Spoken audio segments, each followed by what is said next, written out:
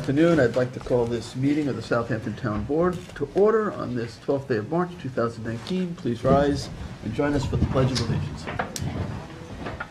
I pledge allegiance to the flag of the United States of America and to the republic for which it stands, one nation, under God, indivisible, with liberty and justice for all. Please remain standing. Let's join together in a brief moment of silence as we keep in our thoughts and prayers all the men and women of wearing the uniform of our armed services, bravely defending our freedoms at home and around the world. Let's join in silence.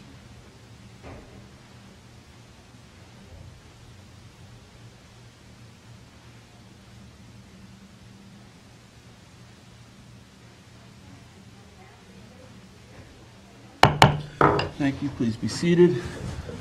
Madam Clerk, would you please call the roll? Certainly. Supervisor Schneiderman. Present. Councilwoman Lofstad. Here. Councilwoman Scalera. Here. Councilman Bouvier. Here. Councilman Schiavone. Present. Okay. Let me start by making a motion to approve the minutes from the regular town board meeting of February 26, 2019. Second. Seconded by Councilman Bouvier. All in favor? Aye. Aye. The following communications have been received in the office of the town clerk. We have received public notices from the Department of the Army, U.S. Army Corps of Engineers, permit application, Whalers Walk, Noyak, and Land's End Lane, Southampton. New York State Department of Environmental Conservation, State Superfund Site Classification Notice for the Hampton Bays Fire Department, West Montauk Highway, Hampton Bays. Town of East Hampton, public hearing notices. Town of Riverhead, local law adoptions and public hearing notices. Village of North Haven Board of Trustees, local law adoptions. And the Village of Southampton Board of Trustees, letter regarding proposed change of zone for the Full Gospel Church on County Road 39, Southampton. Public hearing notices. New York State liquor license, 30-day advance notice to municipalities for the listed entities. From town fire districts, we received from the Hampton Bays Fire District Board of Commissioners the press release regarding the New York State DEC Superfund site classification of the district's property, annual financial disclosure statement filings from the listed individuals, and letters, emails, and land use applications have been received regarding the following. Chapter 139, Community Choice Aggregation Energy Program. Chapter 330-109, retaining walls for sanitary systems. A letter of resignation from the CPF Advisory Committee. Trash at Road H, Shinnecock Inlet, Hampton Bays. Conservation Board Wetlands Permit Application for Seatuck Lane, Remsenburg. Zoning Board of Appeals applications for Bayview Drive East, Bay Point, Sag Harbor, and Montauk Highway East Quogue. The following bid openings took place on February 27, 2019 for drainage structure cleaning, Deerfield Road and Head of Pond Road. The following reports were filed from the Landmarks and Historic Districts Board, a certificate of appropriateness for Benjamin Foster House at Montauk Highway, Southampton, and the Town Comptroller for the February 2019 monthly financial reports. And that concludes the communications for this meeting's agenda. All right. Thank you, Cindy. All right. We're going to move on to public hearings. We have before us seven public hearings. Each speaker will be afforded 3 minutes to make their comments known. If you plan to speak at a public hearing, you should fill out a card. They're available outside. The first public hearing. Notice, Madam Clerk, if you'll read it. Public hearing number 1 regarding unsafe and dangerous conditions at the premises located at 11 Brown Street, Riverside. All right, and Rich Harris from our Town Attorney's Office is here to present this. Good afternoon, Mr. Supervisor, members of the Town Board, and Mr. Burke. This is a continuation of a enforcement proceeding and hearing that took place back on February 12th of 2019 regarding 11 Brown Street in Riverside. This is a house that we're looking to have secured to cut back vegetation and remove all debris and litter upon the property. This charge were brought in Justice Court, which I'm currently prosecuting, and enforcement action was begun as well. After the initiation of this enforcement action, we were contacted by counsel for the owner of the building, which at this time is Deutsche Bank National Trust Company. Deutsche Bank did, in fact, go out and secure the building. Last time we were here, we spoke about that. I submitted photographs at this time. The hearing was continued in order to allow for the bank to clean up the property. There was debris about the property. Since that time, we've been in touch. They have not been out there since then. An inspection was conducted yesterday morning by the fire marshal's office. I got photographs that I'll pass around for you to take a look at. Well, the building itself is for the most part still secure, though there have been some shingles that are falling off, as indicated by one of the photographs. The property itself has not been cleaned up. There is debris and litter throughout the property. On the outside of it, there's a shopping cart full of garbage, debris, and I'm not sure what else inside there, but that is debris. It shouldn't be there. So at this point, I am asking that the resolution be passed by the town board for the fire marshal and related entities to secure the building as needed and to clean up the property. Any charges for that will be charged to the property owner afterwards. Is it properly, though, classified as unsafe and dangerous?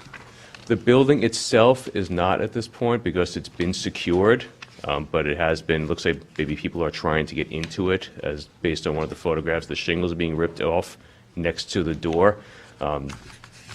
It's unsanitary and is a violation of Chapter 123 and 261 of the Town Code. So I'm seeking the full resolution because there is a chance that there are some parts that are not secure. So we'll want to go there and take care of it ourselves as necessary, because Deutsche Bank does not appear to be doing anything more at this point. And then you'd keep track of whatever costs were associated Yes. with the cleanup? But for this type of work, it'll be done by our on-call contractors, so it does not have to go out to bid for this purpose. That gets kept track of. It gets added to the tax bill for the property owner. Right. That's administered by the chief fire marshal. Any other questions for Mr. Harris? Yeah, when you say secure the building, you're saying to put plywood up on the rest of the windows? I see some of the windows. Some of them are, some are not. The windows that were intact, we did not have to. There's a good chance that some could be shattered. They could be broken by the time we get out there to clean up the property. So we want to have the authorization to take care of anything on site when we do get out there. And there was an issue with people squatting on this property in the past? There is a very big issue with people squatting on the property. There were human feces and urine found inside the property, as well as a lot of debris inside. That was cleaned out, and it was secured by the bank, but that was the last work that was done. Those people have since moved on somewhere else. Okay. So this is, I'm looking at it's partially secure. Correct. Thank you. Any other questions for Mr. Harris? Thank you. I don't Thank you. have any cards yet. They might still be outside. Is there anybody who wanted to be heard on this public hearing, the first public hearing? All right, seeing none, I'll make a motion to close the public hearing. Second. Seconded by Councilwoman Scalera. All in favor? Aye. Aye. Public hearing number 2 on the acquisition of lands of SHW Limited Partnership, Southampton Village, and amend the CPF Management and Stewardship Plan to include property. All right, Laura Smith from our CPF office is here to introduce this. Good afternoon, everyone. FHW Limited Partnership is the purported owner of a vacant parcel of land totaling approximately 2.9 acres located on Pond Lane in the village of Southampton, and is further identified by Suffolk County Tax Map Number 904-14-3-52.4. The parcel is designated in the Community Preservation Project Plan as a priority in the Village Hamlet Green Parks and Recreation Target Area as an appropriate site for park and recreation purposes. FHW Limited Partnership has expressed an interest in selling the property to the town of Southampton for the negotiated purchase price of $10 million, and the source of funding is the Community Preservation Fund. All right, questions for Laura? There was recently some clearing that was done. Has that Yes. been addressed? I met with the owner of the property on site, and we discussed what they would need to do to restore the site. Can you first describe the extent of the clearing? Maybe Sure. They actually provided us with an updated survey showing. You pointed the out, extent though, of the parcel Yeah. and where the clearing So, occurred. It's basically from this portion of the street frontage across the southwestern corner of the lot. I need you to go back to the microphone. Okay. And that was ostensibly to provide access from that back parcel to... Yeah, they were clearing the western parcel that they still own. So they're going to revegetate that? Yes, they're going to seed it with switchgrass, which is a native grass, and they're going to actually install a split rail fence along southern property line to make sure that it doesn't happen in the future. Right. So there will be no access to that rear property from the piece that we'd be acquiring. Right. How will they access it in the future? The subdivision provided for access Like- to this lot from First Neck. Thank you. And the yield off of this property, It's 2.9 acres. so, and it's a 5-acre zone or 3-acre zone? That I'm not sure of. It's one house, though, right? Yes, Are you banking the rights or no? I believe they are. Are there any other restrictions? The property owner behind it and to the south of it, it's the same property owner, right? Yes. They all- And I believe that the seller wants to prevent this from being used as accessory parking for Agawam Park, but that's not So the is that a- intention of the sale. Are there any conditions to the sale? Just that there could be accessory parking for the site itself, But not for but not other for things? any other village parcels. And how does the village plan to use this? What's the village's intention? They brought it to our attention. I'd have to ask the village board. Well, it would Okay. be owned by us. Do we have any intentions for this piece of We're going to use it property? as passive open space, Okay. possibly in association with the Pierce Concert? house, Can which is we, just to the north. with respect to the revegetation, they're going to revegetate it, I would assume? We're going to ask for that? They're going to reseed the portion that they cleared. How long will that take in order to do? They should be doing it within the next week or two. And when would we know then whether or not that took or not? They're going to provide us with proof that they purchased the seed and installed it, and then I'll go out and do an inspection. Do we require a bond to make sure everything? I'm actually going to defer to the town attorney's office for that. Kathleen Murray has been working with Well, us. we can, talking about it not we can closing, hold up the holding- closing right. until it's been certified that the Yeah. We were plan- considering holding up the authorization. and That's the what we closing. discussed. Laura, was there an issue? I thought the village wanted a small portion of this along the roadway for water quality. They own the portion that they're going to do a restoration and a rain garden on. Where is that? Right-of-way? So that's in the road right of way. right-of-way. Okay, It's not part of what we're acquiring. so we're not using water quality money for this? No. We're using open space money for it? Yes. Any other questions? All right, all right, let me see if there's anyone for the public who wants to be heard. Thank you. I did see a Thanks. village trustee walk in, so, yeah.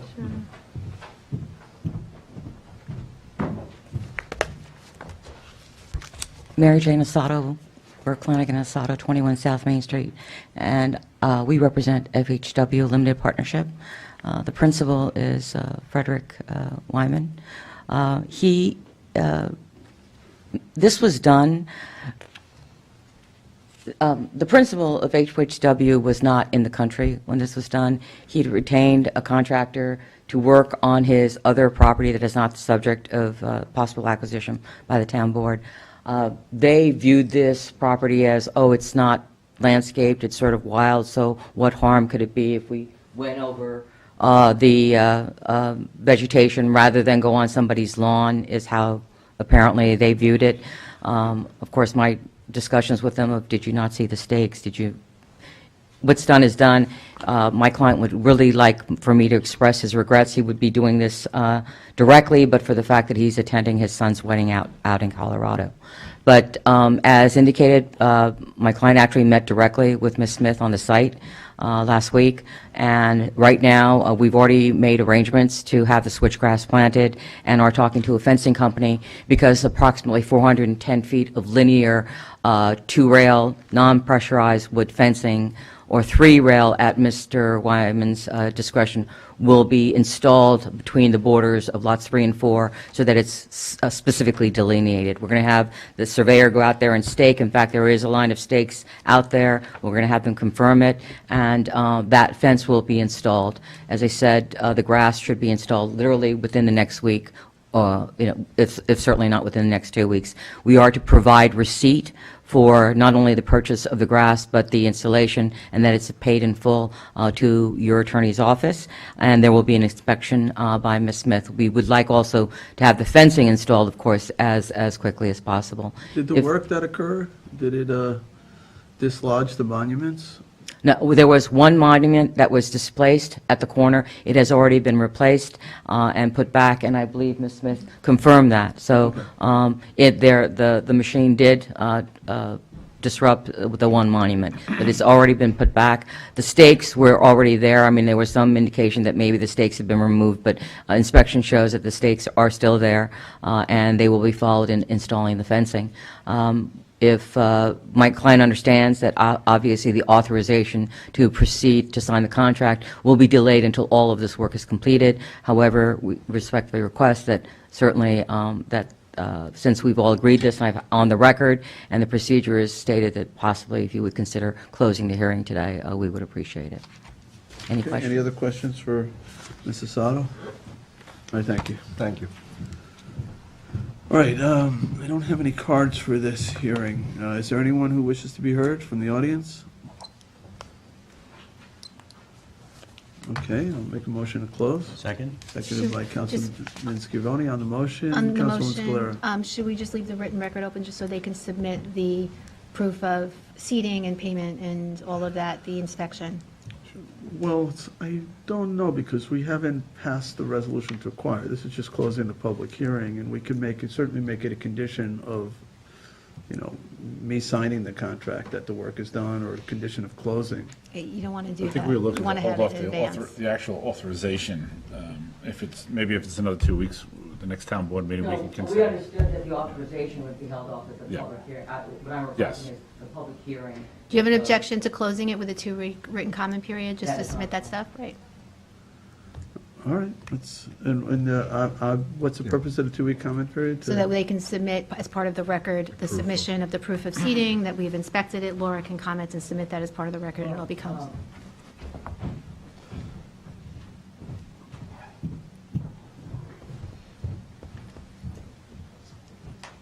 We are, the seating has already been arranged for, but that 2-week period, I mean, we'd have to have completion of all the work. Depending on, it may not be sufficient time, what I thought you meant is if you close a public hearing for public comments, that is public comments, you wouldn't sign the resolution authorizing, the signing of the contract until actually we submitted all the proofs, the inspections were done, and the work is completed. So I think that you're covered in that respect.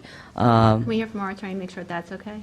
So do you think, the question now is just whether or not we have a 2-week written comment period or not. Sure, absolutely. It's within the discretion of the board. Our recommendation, and I've been speaking with Mrs. Sato, is that you do not authorize the acquisition until we are sure that this property is in full compliance. So to the extent that you want to close it today with or without a written comment, I would prefer a written comment for submission of that documentation. But again, it's just our recommendation that the resolution number 342 on your agenda today be tabled. No, and I would agree, I'd like to have the written documentation in hand before we do that. That written documentation, that 2-week period for the seating, is this a proper time of year to do the They seating? just said Yes. we're going to get it done in a week. Starting Yes. right Yes. now. It's not too cold? It's March. It's almost April. Laura? This is it. Actually, this is the perfect time to do it because the seed needs to go through a frost. So this is the appropriate time Okay, to perfect. seed switchgrass. We've already arranged for the seating, I can get you those. Okay. Thank All right, you. fine. All right, so fine, so let's, I'll amend the motion to close the public hearing, but leave the record open for 2 weeks for submission of proof of seating. And we can table the other authorizing resolution to we'll 2 do that, weeks. yeah. That too. So are you seconding that? Yeah, second. Okay, seconded by Councilman Scalera. What was the last part that you said, Councilman? Just- I didn't- We're tabling the authorizing. The resolution. authorize, okay. that goes with it, we can We'll put it the table same that. date. Well, we'll have to, because Thank you. we can't vote We on can't it do because the it. record's Wait. closed. Yep. All right, all in favor? Aye. Aye. Okay. Public hearing number 4, on the acquisition of enhanced development rights of lands of Corwith Farms.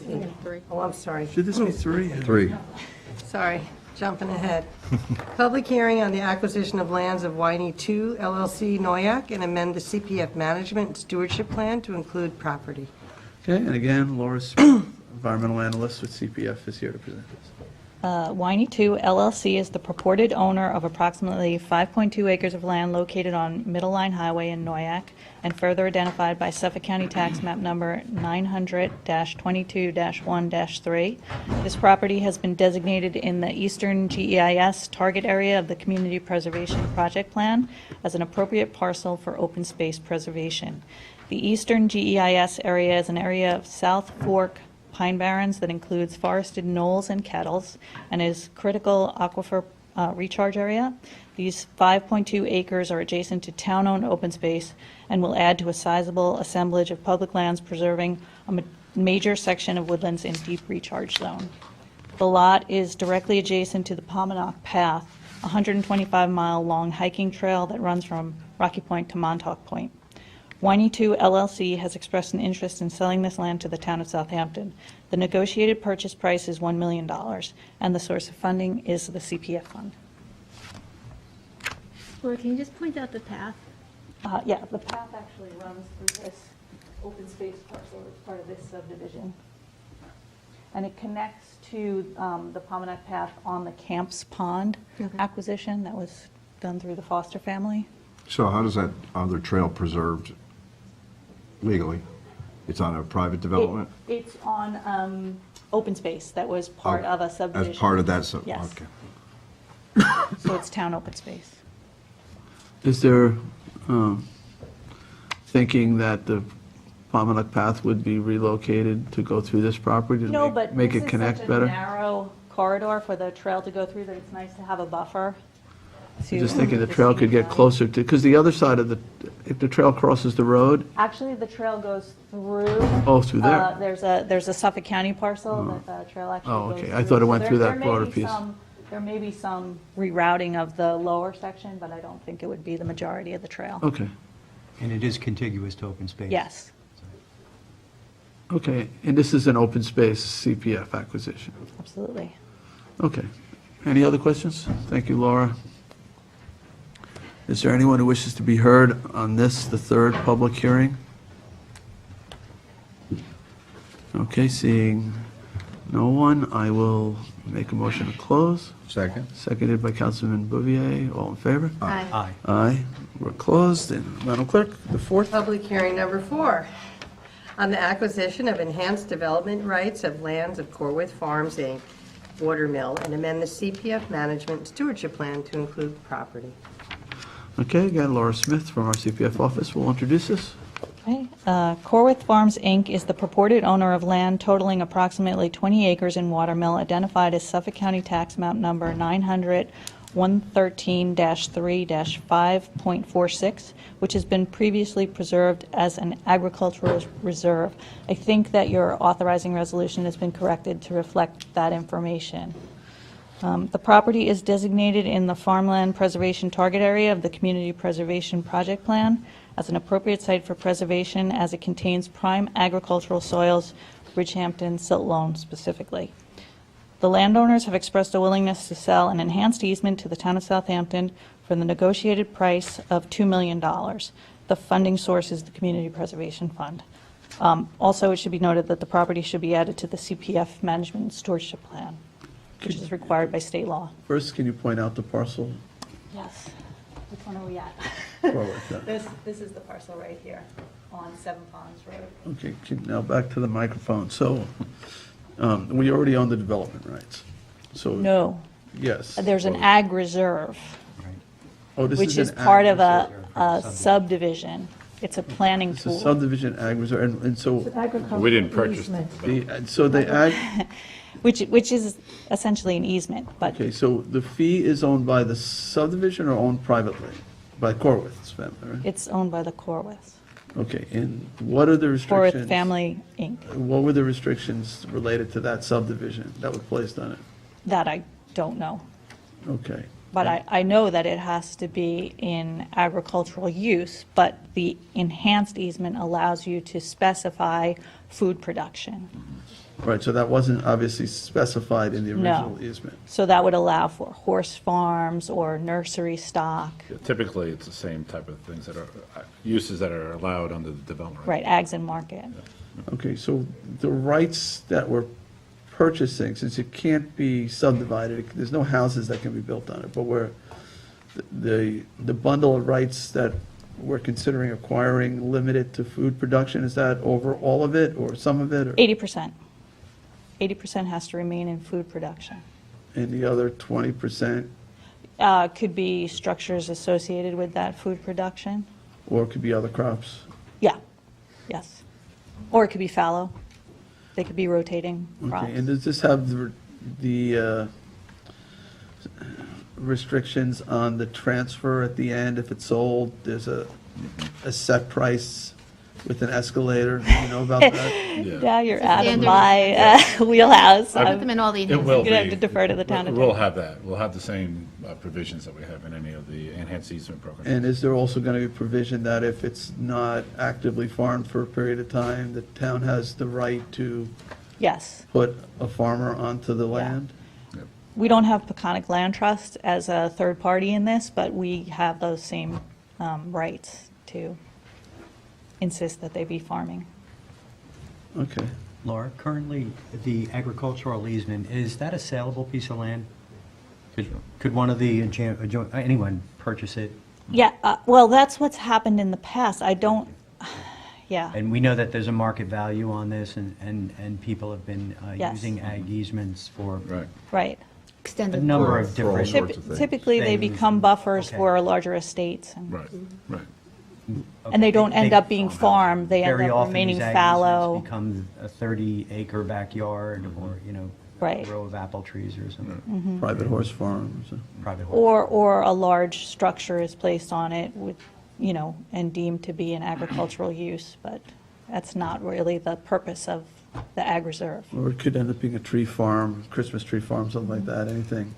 This would limit it to food production for the most part. Do they also intend to put a farm stand on it? And is there a farm stand on it now? There isn't a farm stand on it now. Would this preclude a farm No. stand? They could put a farm stand, but that would be in the In the 20% 20%.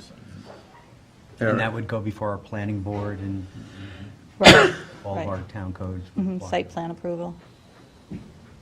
And we would be notified, the town would be notified of that. Any other questions? All right, thank you, Laura. I do have a card, Mr. John Halsey from the Peconic Land Trust. So, John Halsey, President, Peconic Land Trust, and I want to thank you for your consideration of this project. This is probably the 12th or 13th instance where the town will be buying these enhanced easements. And really what you're doing is assuring that this land will be farmed. And whether the land is protected through a purchase of development rights, in this case, it's a function of the subdivision process that this is already protected. But there is no assurance that that land would otherwise be farmed without this type of restriction. Just to give you a sense of how crazy it is with our real estate market out here, protected farmland without these restrictions can range in value from anywhere from $150,000 an acre to over $250,000 an acre. We've seen instances, so it's a big price for a food production farmer to pay. This land will now be available to farmers in the future for food production and at an affordable price. I believe the restricted value here will be $25,000 an acre, so that's a huge reduction. And that will be capped. Its appreciation will be capped over time as well to ensure that that land will continue to be affordable and accessible to food production farmers. Southampton Town is the first municipality in the state of New York to have implemented this kind of additional restriction on farmland, and for that you are to be commended and congratulated. So certainly the Peconic Land Trust and all of our supporters are behind this and appreciate your consideration of it. John, can I ask you a question? When somebody goes to lease farmland, what does that typically go for an acre? It depends on what improvements are on the land. So if there's a deer fence on the property, you would probably pay $400 an acre to rent it. In this case, there are no improvements on it. You're looking at $150, $200 an acre. So explain the economics to me. Like, so how does something that leases for $200 an acre sell for $300,000 an acre? Well, there's no limitation on who can buy it. So a non-farmer, From an a neighbor. economic standpoint, though. Why would someone want to do it? you- Why would someone buy it? Yeah, how do you value, how does it get a $300,000 an acre value if the revenue that can be generated from it is only $200 a year? Well, obviously, those folks who are buying it at that number are not buying it for an economic purpose. It depends on the user. If the farmer's user growing. is, You're right, right. the user's not a farmer, they're Yeah. paying for an extension of their backyard, which, depending on where it They're is, buying could a be. view or whatever. Yeah, or you're actually buying it to eliminate agriculture. There's nothing, So there really is no economic formula. This is the Hamptons. yes, this is a unusual. Price of ownership. It's the price of ownership, right. And that's what drives the price up. And that also has implications for estate taxes for farmers, because now you've got these comparable sales out there that drive the value of even protected farmland up to between 100, 200,000 an acre. So that becomes an additional burden on them in the long run. And we don't usually get large enough pieces like this as a result of a subdivision ag reserve. They're usually a lot little smaller pocket pieces, so this is actually a nice size to Yeah. accommodate something sustainable. Yeah, I think the Surrounded by walls. This Corwiths, one is a nice- yeah, I think the Corwiths were very fortunate to have been able to buy this at a different time and a different real estate market. So this, part of the enhanced easement is that lowering of the transfer price, the Right. final price. So that gives the young farmer who might be leasing the land for $100 or $200 an acre a shot one day buying it. Exactly. Yep, All right. yep. At 25,000 an acre. At 25,000 an acre with a cap of appreciation based on Rather- CPI or AMI, whichever is And lower. all the restrictions associated with it. And all restrictions, right. Okay. Any other questions? Is for me? anybody else doing the enhanced easements besides us?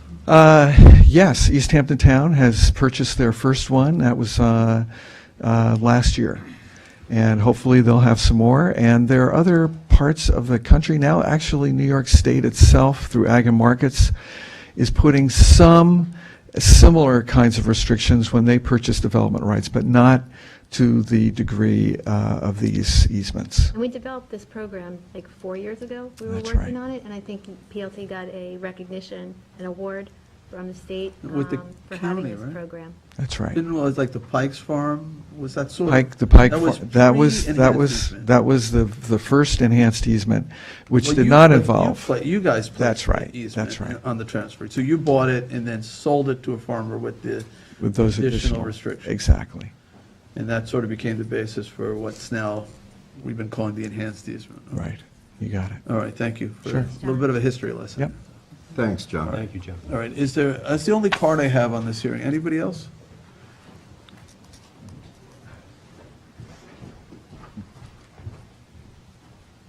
Good afternoon. I'm Melanie Cirillo from Peconic Land Trust, and I'm actually here on behalf of the Ag Advisory Committee. No one representing the Ag Advisory could be here today, so I just was asked if I could speak on their behalf and let you know that they wholeheartedly support your consideration of this enhanced right easement on this property, as well as the overall program to preserve the remaining farmland in the town of Southampton. Some farmers are still leasing a large portion of their operation, and so they are finding that as they lose acreage, an opportunity such as this really can make the difference in them continuing to farm out here, because there are so many different challenges that they face.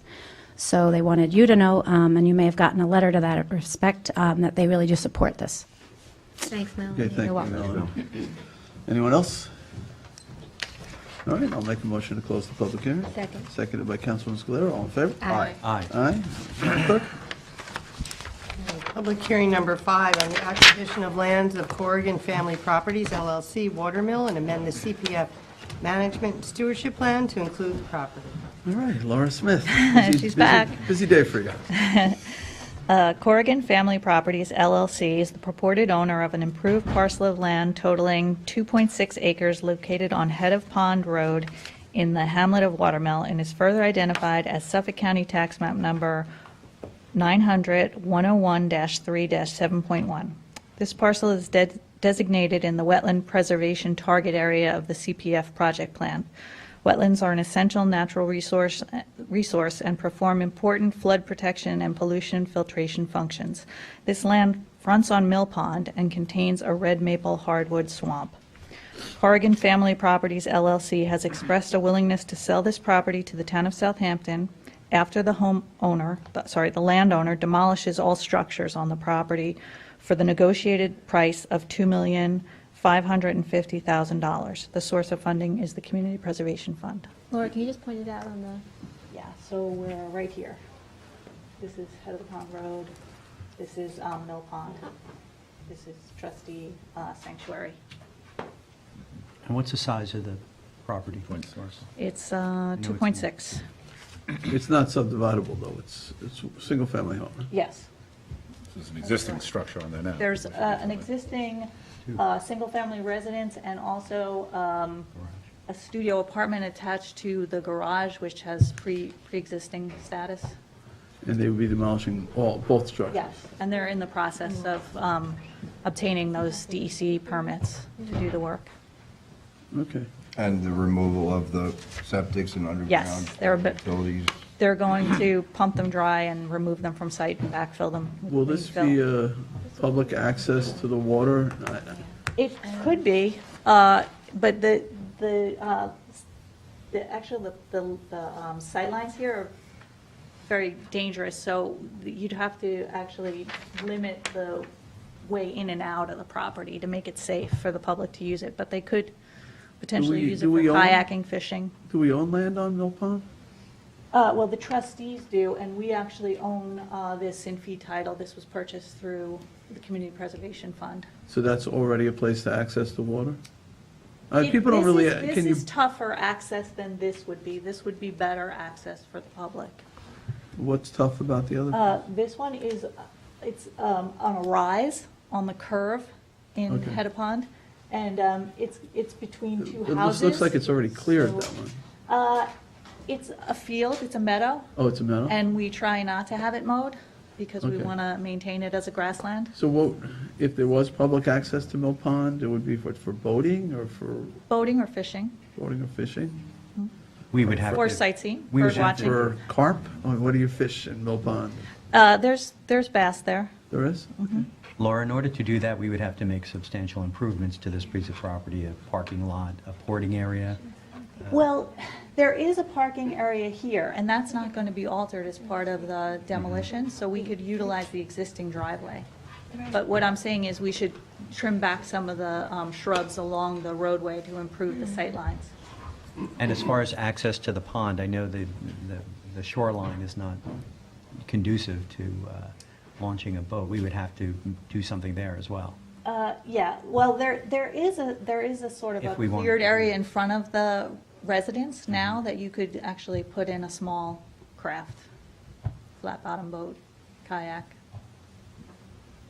You wouldn't be able to launch some, but you really can't do that in Mill Pond Yeah, anyway.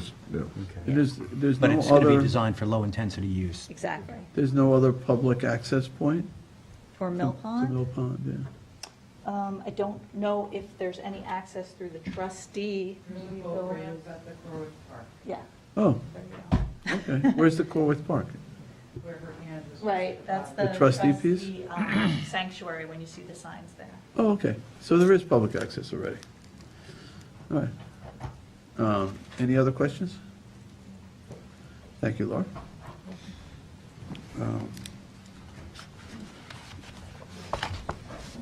All right, I don't see any cards for this, the fifth public hearing. Is there anyone who wishes to be heard? All right, seeing none, I'll make a motion to close. second. Seconded by Councilwoman Scalera. All in favor? Aye. Aye. Okay, that's closed. Sunday, the next. Public hearing number 6 to accept a grant of conservation easement in exchange for a development rights certificate for 0.43752 development rights. All right, is there anyone presenting? Jim, do you have anybody? No, it's typically, credits is usually Dave Wilcox, I don't, you know. Jim, do you know anything about this? This is, it's basically half a, no, it's, Just shy of half 0.4. of the development right on. Yeah. Right.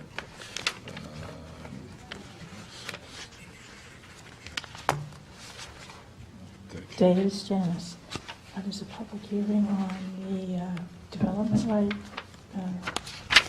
development right certificate. On there? Uh-huh.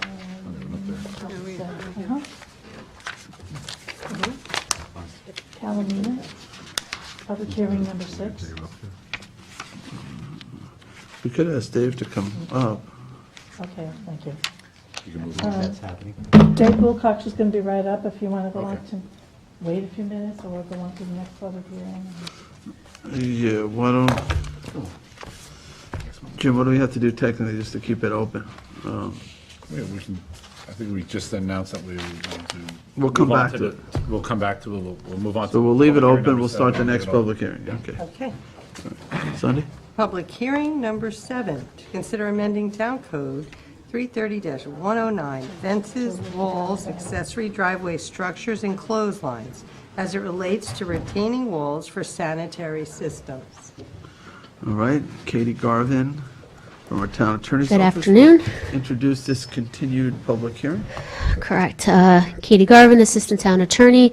This is a continuation of the public hearing that we had back in February. Since that time, we've received a lot more comments with concerns about this local law. When we left it on February 12th, we were hoping we would get some guidance from Suffolk County Department of Health Services. I reached out to them. I sent them a copy of the proposed local law. I haven't gotten any comments. I sent it to Justin Jobin, who also sent it to John Sangan, I think his name is. They did not get in touch with me directly. However, when I did speak to Kyle Collins about this local law, I had said to him, I've reached out to the county. I haven't heard back from them. The board is concerned. They don't want to put a height limitation on these retaining walls if Suffolk County Department of Health Services can identify a maximum height that they typically approve or some guidance. Kyle recommended that we obviously take testimony from whoever's here today and adjourn it again so that he can set up a meeting for us. I guess he's already had some conversations, or Janice Scherer has had some conversations with the Department of Health Services about that. So that would be Kyle's recommendation, to give it, maybe one more month to see if we can get some guidance. Maybe after that, I can poll the board and see, if we can't set a maximum, maybe we just abandon the exemption, the exemption part of it, and we rework it. So that'll be up to the board. Obviously, you want to hear from the public on this as well, but I think, the consensus that we hear from the public is that they want these limited. They want them limited in height. So, Katie, I had a conversation with you about Yep. this and steered you towards Justin, and I've had the same reaction too. There are systems that don't have that groundwater separation requirement, and I think it's a deficiency in the county law in that regard. So I'm glad that you're doing this, because we need to have that discussion. Yeah, I mean, again, I think it would be helpful to have the meeting. I wouldn't be surprised at the end of the meeting if they say, you guys should regulate it from your own end. If there's an aesthetic that you're looking for, or setbacks that you're looking for, or screening that you're looking for, you should adopt it yourself. But at the very least, we would know, we would know a cap, I would hope, or a Yeah, reasonable the cap. technical limitation on this groundwater separation, that's the one thing that we have no control over. Right. So that's the right conversation to have. I think it does belong with us. Okay. I mean, it seems to me, and we'll debate the bill at another time, that there needs to be some relief, but not necessarily complete relief. Sure. And, what's being proposed here is complete relief. So, I could see at a Yep. property line, limiting it to like a 2-foot wall, and then, you can go a foot higher with each foot you get away from the Yep. property line, or something like that, sort of like a pyramid law, so that you leave room for from planting or maybe grading up to the wall, so you have, you don't have the exposure of more than 2 feet. Sure. I mean, and that's the thing, you have to remember, this is in Chapter 330, so the Zoning Board of Appeals will always be an avenue for relief. It's more for this board to think of as of right, what measure you feel is, is responsible, balancing the fact that we do want people to upgrade, the systems. Right, but if the county approves some system that requires an 8-foot wall at the Correct. property line, that's just simply unfair to the neighbors. Yes, well, that's completely what changes you've heard from character some of the neighbors, community, yes. and you shouldn't be able to do that as of right. So we've got to figure out that right balance. So I do see this law changing. I see Oh, the need absolutely. for- Absolutely. I see the need for some relief, because we do want people to put these systems in. It's important to our bays and harbors. I think everybody understands that. Yep. We need to reduce the nitrogen entering the bays, so, okay. Well, I mean, to that end, one of the issues, again, is the groundwater separation, which is a vestigial law, I think, relative to septic drains. And I think that's where we should focus as well, when we talk with them, to get them to amend their law in these particular circumstances as well, which would help us. Yeah, again, I don't think it's likely we'll get them to amend their law. I think what we need to do is find out what they're basing, the approvals for, and then work with that. Yeah, well, If we wait for them, then from this what I will- understand, they're basing it on groundwater separation for ring systems, and that hasn't caught up with the IA systems that are going in place that some of those that don't require that groundwater separation. So I think we're going to find a common Okay. ground here. I'd love to wrap this up. Thank you, Katie. Thanks, Katie. All right, I do have some cards. All right.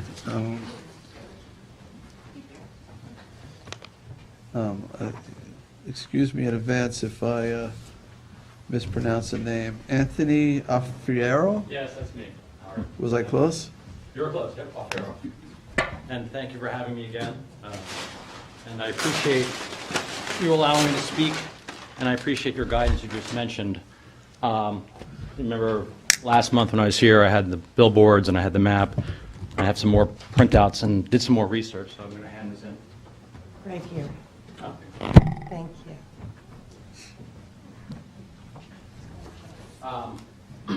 So I'll just spend 30 seconds just recapping about why we should vote no, but it sounds like you guys are going that way because of these walls and unsightly not having setbacks.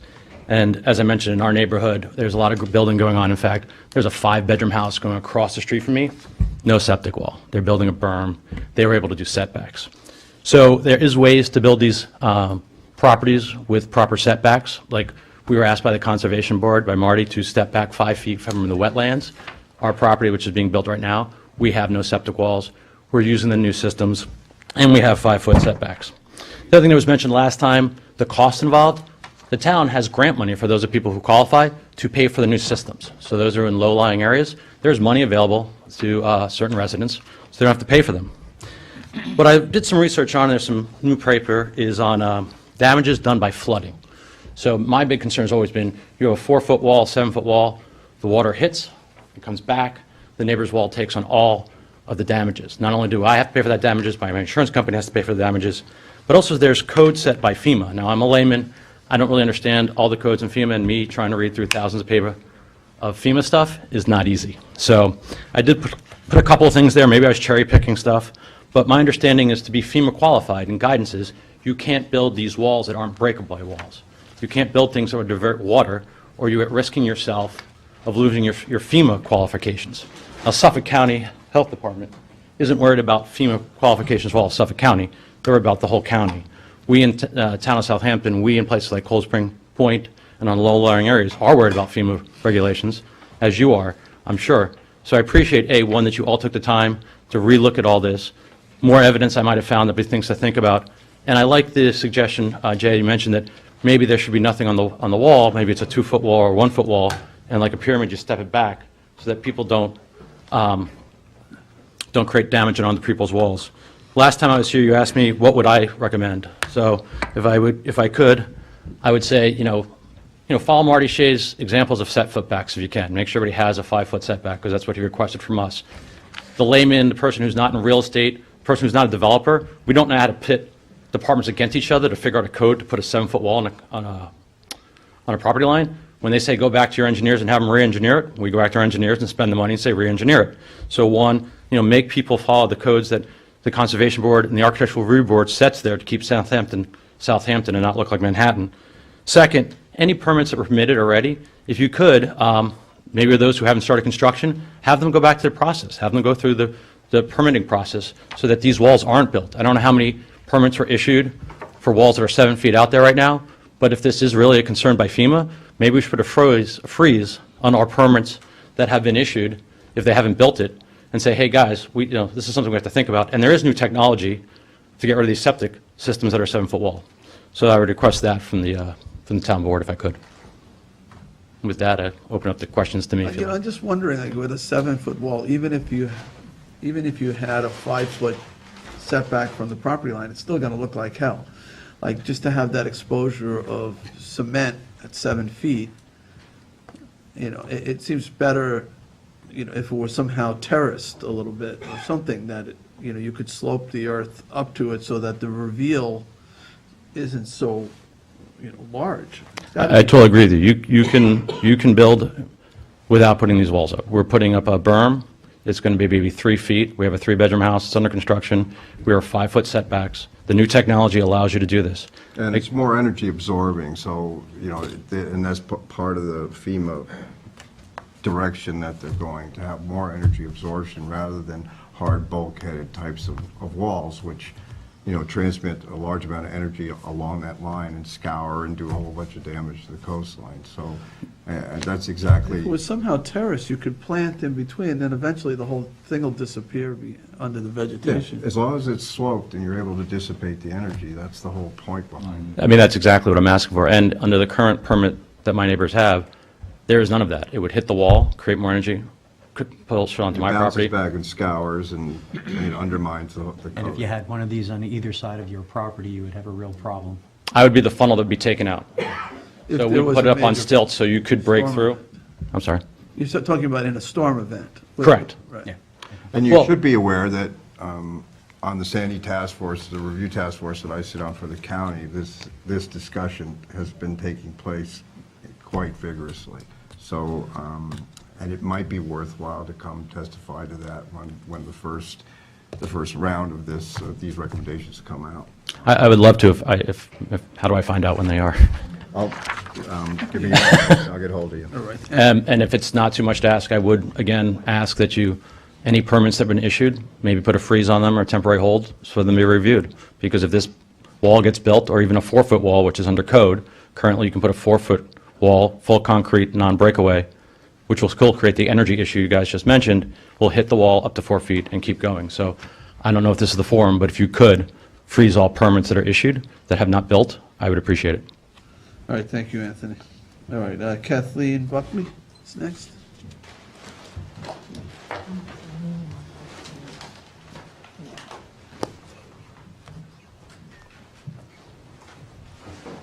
Good afternoon. Glasses off. Thank you very much. I'm Kathleen Buckley from 110 Cold Spring Point Road in Southampton.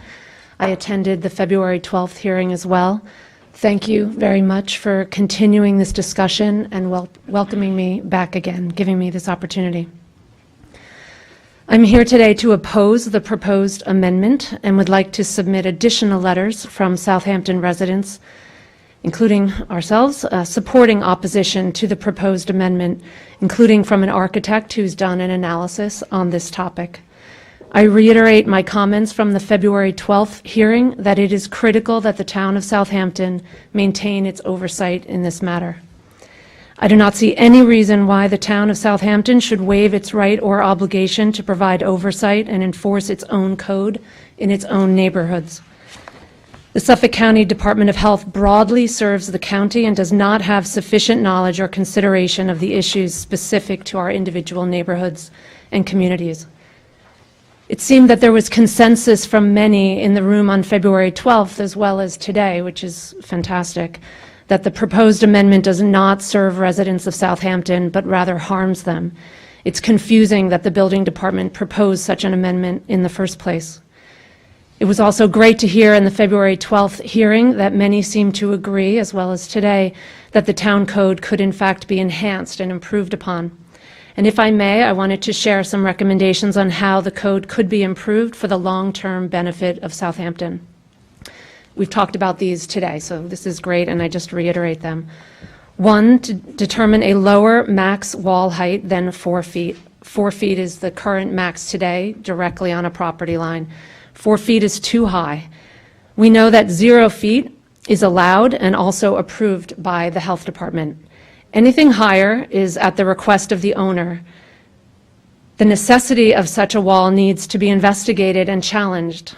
Perhaps a compromise of max 2 feet, and then aside from that, with ARB and building department approval. But it sounds like some of the things we've talked about today are, right on and good ideas. The second is setbacks. I would say minimum 5 feet. We've talked about this today, so this is just more of the same. No one should be allowed to put any permanent wall on somebody's property line without their consent.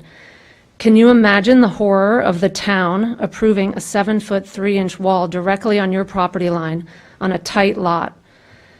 We all know that I can, and I'm living with that reality right now. 30 seconds. It's not only ugly and unnecessary, but it's dangerous, damaging to neighboring property, and completely inconsiderate of neighbors. Without setbacks, which is the code, with 4 foot, which is the code today, no setbacks allows for no landscaping or screening, no drainage, no protection from flooding.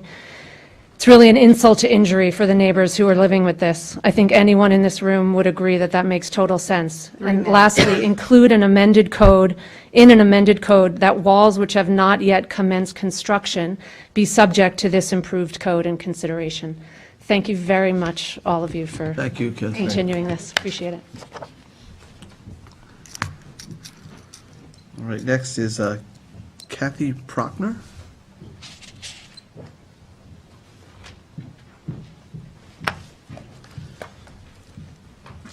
Kathy Prochner, 26 Land's End Lane, also in Cold Spring Point. If you don't mind, I'd like to just read a letter my husband wrote. He couldn't be here today.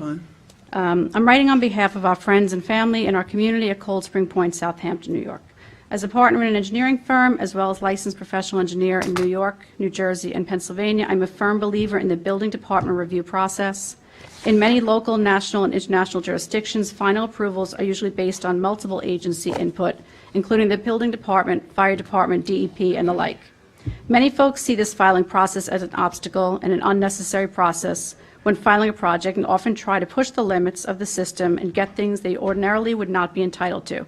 The benefit of the process is that local folks in the building department maintain the spirit of the town codes and ordinances, grant appropriate variances when necessary, as well as maintain appearances and beauty of the town when multiple technical solutions are permitted by other governing agencies.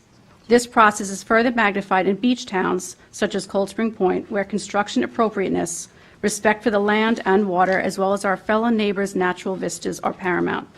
The specific issue at hand and purpose of this email is the pending construction approvals at 106 Cold Spring Point Road. The plans for this property include an above-grade septic system, which is 7 feet tall, located at the property line on Cold Spring Point Road, as well as the west property line of their neighbor. This selected technical solution is both disrespectful to the neighbor as well as the entire community. It poses a visual obstruction that is not consistent with the spirit of the beach community, as well as creates an obstruction to the natural rainwater runoff and ground absorption, which will lead to localized flooding on Cold Spring Point Road. Although this solution may be technically viable and approvable by the Department of Health, it is not appropriate for our community, and as such, these approvals should continue to be reviewed by our town building department. Incremental technical approvals by outside agencies could change the appearance of our community incrementally over time. Alternative solutions such as buried shallow septic leaching fields properly located with respect to water lines, an appropriate amount of soil cover, or above ground grade solution appropriately set back from the street should be considered at this property to maintain the beauty of our community. Your attention to this matter is greatly appreciated. We are also new construction. We finished within the past year, and same thing, we have no retaining wall. Ours is below ground. Okay, thank you. Thank you. All right, next is Pam Spellman.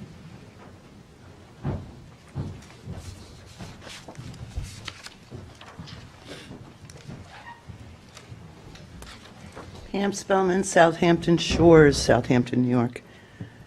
Have you been down Dune Road and seen that wall on the bay side? Village, horrible. I go along with what I said last time as far as height. Building department in the town should have the oversight.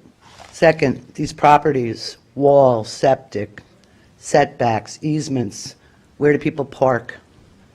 Case in point, the house in my community, setbacks, easement, wall, boxes, 4-bedroom, 5-bedroom.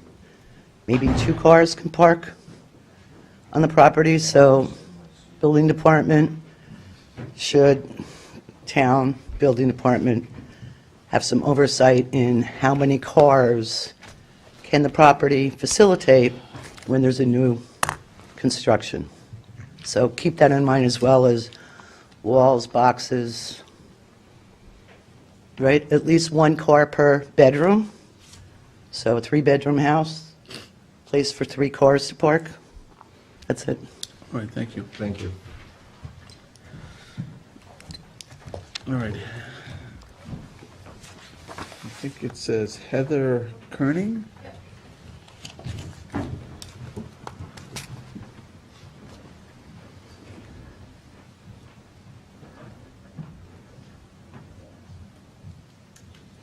Hi, I'm Heather Kerning. I live in Cold Spring Point also.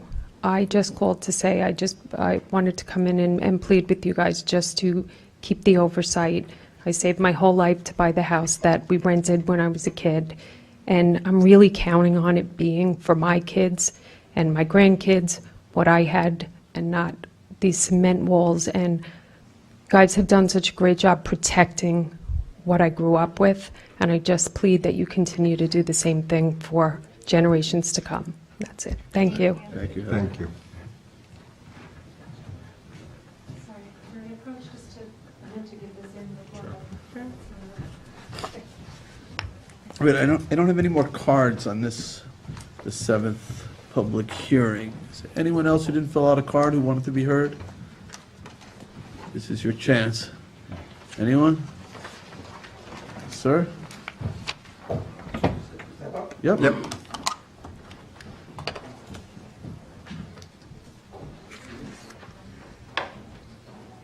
Good afternoon, Thomas McAllen, also a resident of Cold Spring. I just want to thank the board here for taking the time and attention and getting this right. When I first became aware of this, it was shocking initially to look at, and then the motivation, the community itself. When I've been coming out for 40 years, all the homes have become larger and larger, and it was almost, when I saw this wall, it was almost as if my takeaway was it was almost an arms race to see the Peconic Bay, to game the system, and I appreciate you taking the time and attention to be aware of that. Okay, thank you. Thank you. Thank you. Anyone else? Don't be shy. No? All right, I'll make a, well, are we going to close this or adjourn? We're going to adjourn it. So, Katie, you're going to keep it open longer. Yeah, I'd like to keep it open. I mean, I don't want to belabor the point, but I do want to keep it open for 1 more month in the hopes of meeting with Suffolk County Department of Health Services. If we could meet with them sooner rather than later, then maybe I could try to circulate something. I mean, the way that it stands right now, it is proposed to implement the building department's policy to exempt them. Clearly, the board doesn't want to exempt them. You want to put something in place. So I would like 1 more month to have the meeting, to draft an amendment, and if we can't get to there by then, maybe we just, I'm not saying. Can I ask Katie, so, and I don't mind taking the time to get it right, but right now, the building department believes you can do a 4-foot retaining wall at the property line as of right? Well, prior to And if you go having higher this. than that, you need a variance from the zoning No, board? prior to starting this public, prior to this code amendment, this proposed code amendment, the building department, when they reviewed the plans and they saw a retaining wall that was linked to the septic system, they looked for the Suffolk County Department of Health Services stamp, and they said they've dealt with this. That's how it's always been. If you have a retaining wall that's proposed for a tennis court or for a pool, then the building department regulates it as set forth in 330-109, which is how we regulate fences and walls and things like that. They would specifically not look at the ones that were related to the septic system.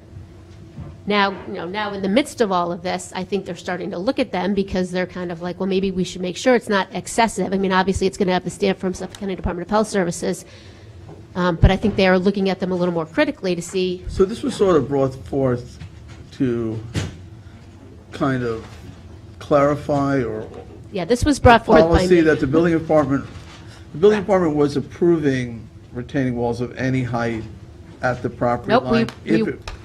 If it was part of the health department application? We didn't approve it. They just looked for the stamp, and they said we don't regulate the sanitary system, therefore we don't regulate the retaining wall that supports it, because the building department's policy was this is necessary. Suffolk County Department of Health Services would not be approving these if So they my weren't necessary. concern is that if, I think this law has to change. I think this law basically is a blanket, exemption for all these structures. I don't think that's the right policy.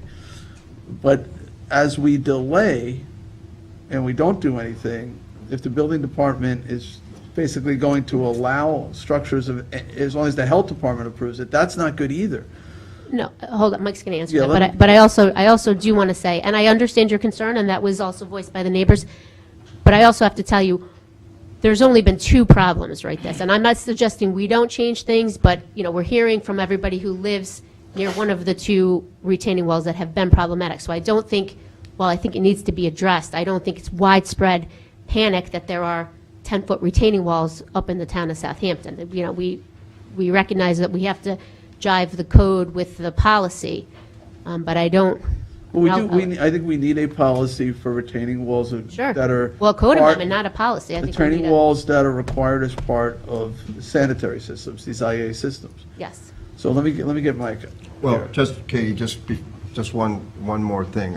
The issue, while it's not widespread yet, my concerns are as we widen our mandates or our CPF water quality law, particularly for IA systems, changes over time, that we're Absolutely. ready to- so Absolutely, but there's no. I have to draw a line in the sand here before to move No, forward. absolutely. I'm not saying we postpone this, but I mean, there's no way for the building department to go back and revoke, 200 building permits that have been issued with the stamp from Suffolk County Department of Health Services because of a fear that the retaining wall is too tall. Those, people have, if they've started broken ground, they have rights in their building permits. Understood. Katie, before you sit down, East Hampton, they have a law that's broader than ours. They're requiring these IA systems for everywhere, not just along the water like Sure. we have. Have they experienced a similar problem with the retaining walls? Do you know? I don't think so, but I feel like when I looked at East Hampton's, I feel like they kind of they regulated them like we regulate everything else. All of our retaining walls for pools or our retaining walls for tennis courts or our fences. I believe that they, after a certain height, and I don't know if it's 4 feet in the front or 6 feet in the front, but they go to the ARB and they screen it or they step it back or they require a setback. The only village that I could find that wholly exempted them in their code and not necessarily as a policy was the village of West Hampton Beach. So I mean, like I said, we have provisions in the town code to regulate them. If that's where the board wants to go without something new, it would be the same as regulating fences. So, and I just want to make one correction that we, our mandate system is for what we call the 0 to 2 travel zone for new construction and substantial reconstruction. It doesn't preclude residents from taking advantage of the law outside of that 0 to 2.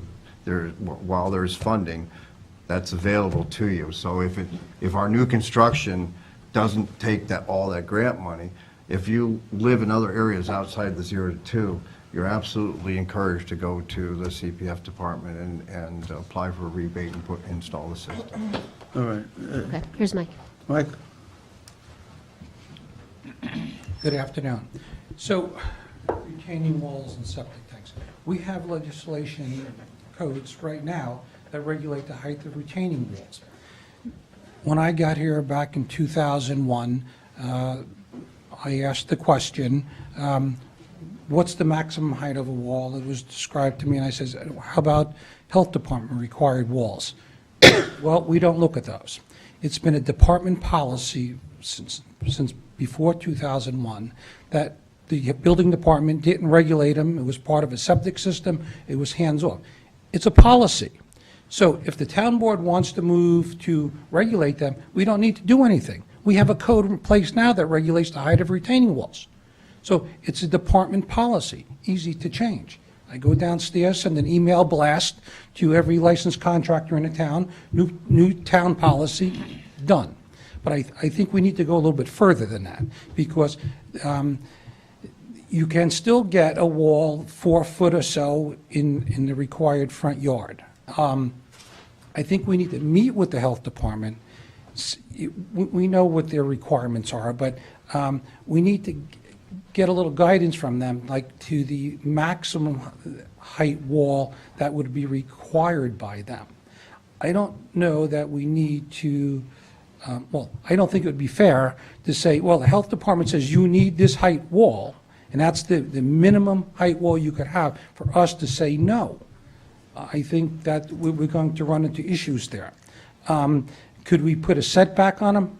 Absolutely, I think we could do that. But in some cases, they may not be able to be set back. So we need to be prepared to send people to the zoning board.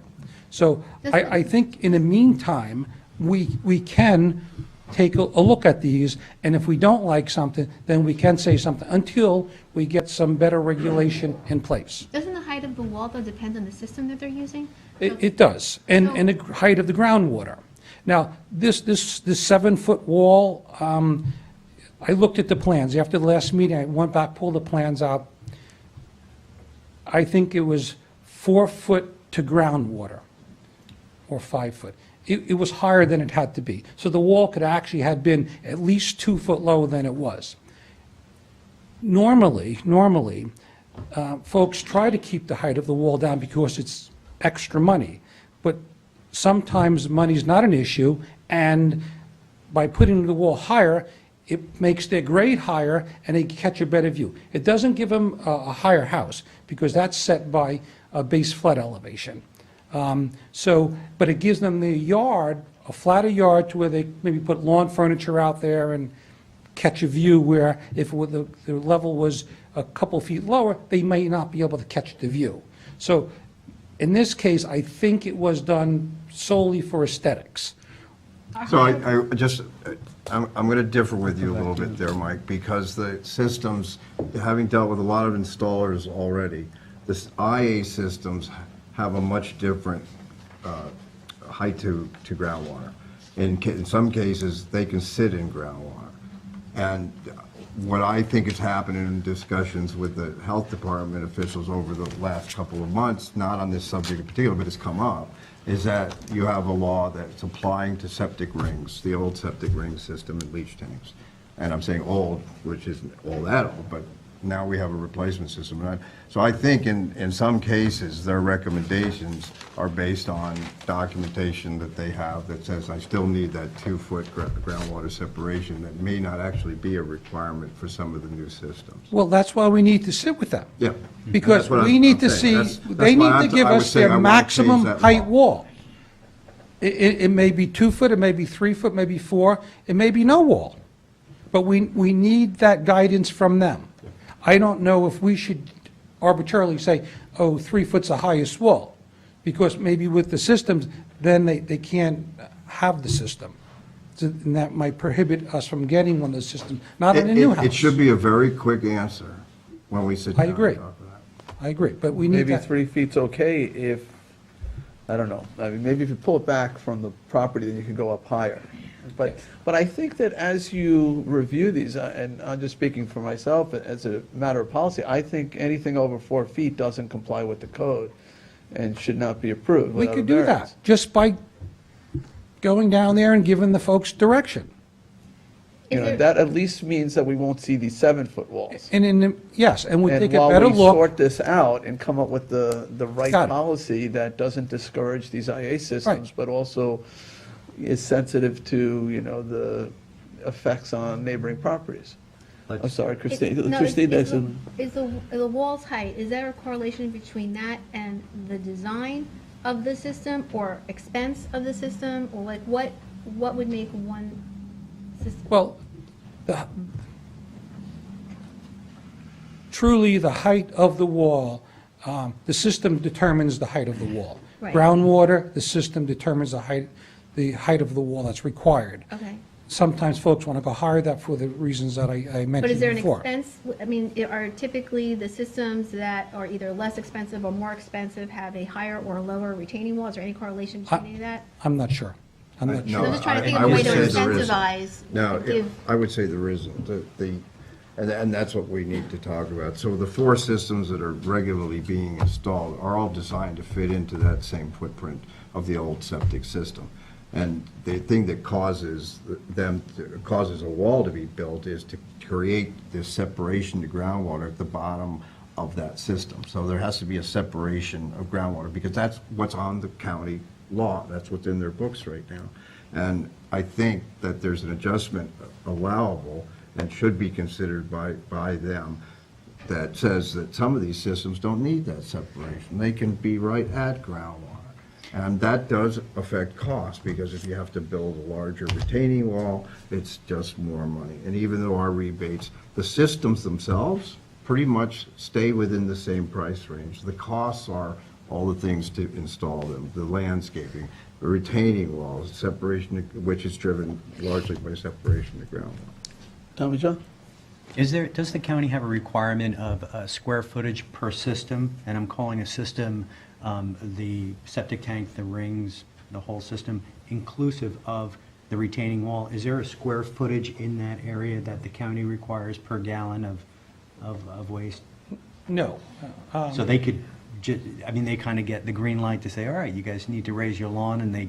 Well, normally, the systems are designed by the property owner's engineer. Mhm. And they submit those applications to the health department. And if it meets their criteria, they say yes. So if you have more groundwater separation, the health department sees that as a good thing. We, on the other hand, see the wall getting higher as not a good thing. Right. So if we could get the health department to put on their application the highest wall required for that system with that groundwater, that would be a great thing. I don't know if they're going to do that. We could push them to do that. And But this way, square we footage know what the maximum height of the wall. You know, the minimum required amount. Well, the minimum, yeah, the minimum. I'd like to follow up. I'm curious about the square footage of raised area that they actually need to have the system.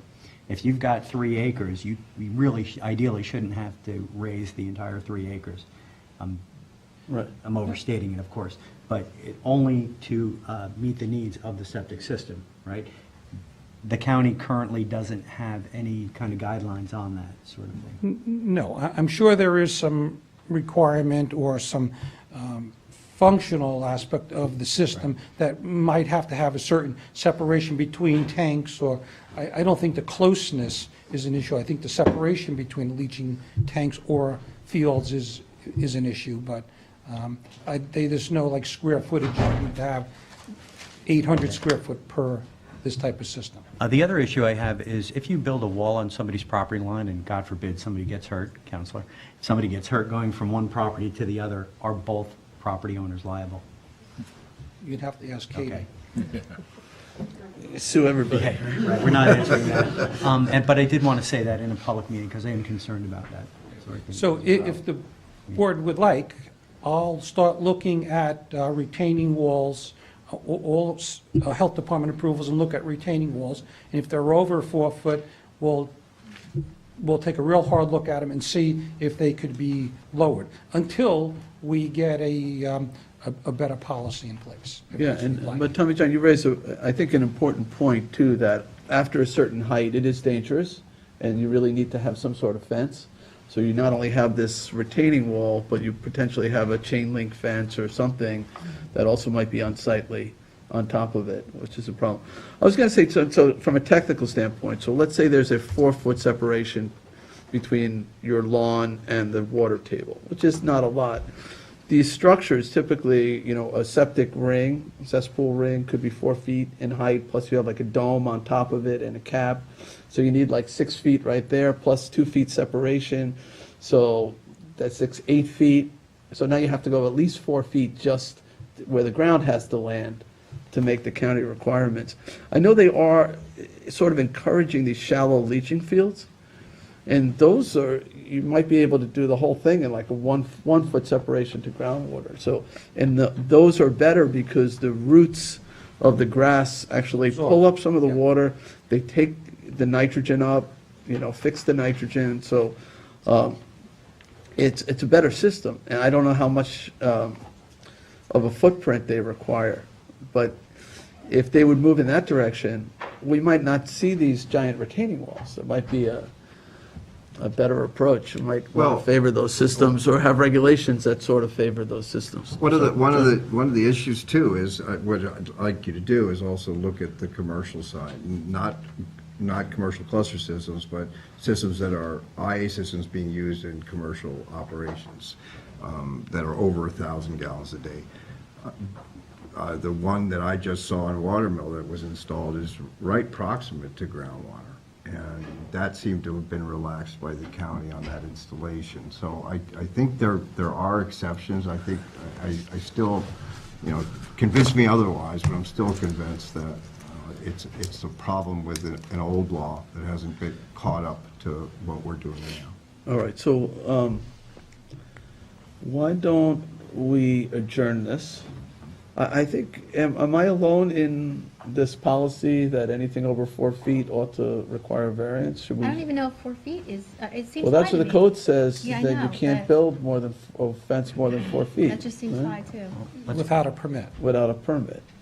I'd like to apply our code to start with, and then we can work on it. Well, but I think Mike is looking for some direction in terms of what the internal policy should be. Yes, he said he could go downstairs and revert the policy I could do and that apply the code. this afternoon. I mean, just, I'd like to see that, but is there anybody else on the board? Okay. Could you go Typically, less you than make that? your own policies. Excuse me? Could you go less than that, or do you have to be 4? Could I go, I could go. No. Yeah, going Okay, less would all right. require changing. Yeah, All the right. code says Okay. Within the 4. code, you can go See, to 4 with feet. the code does talk about 4 foot. Yeah, okay. The maximum height. It's is basically 4 foot. making a determination that these retaining walls are structures.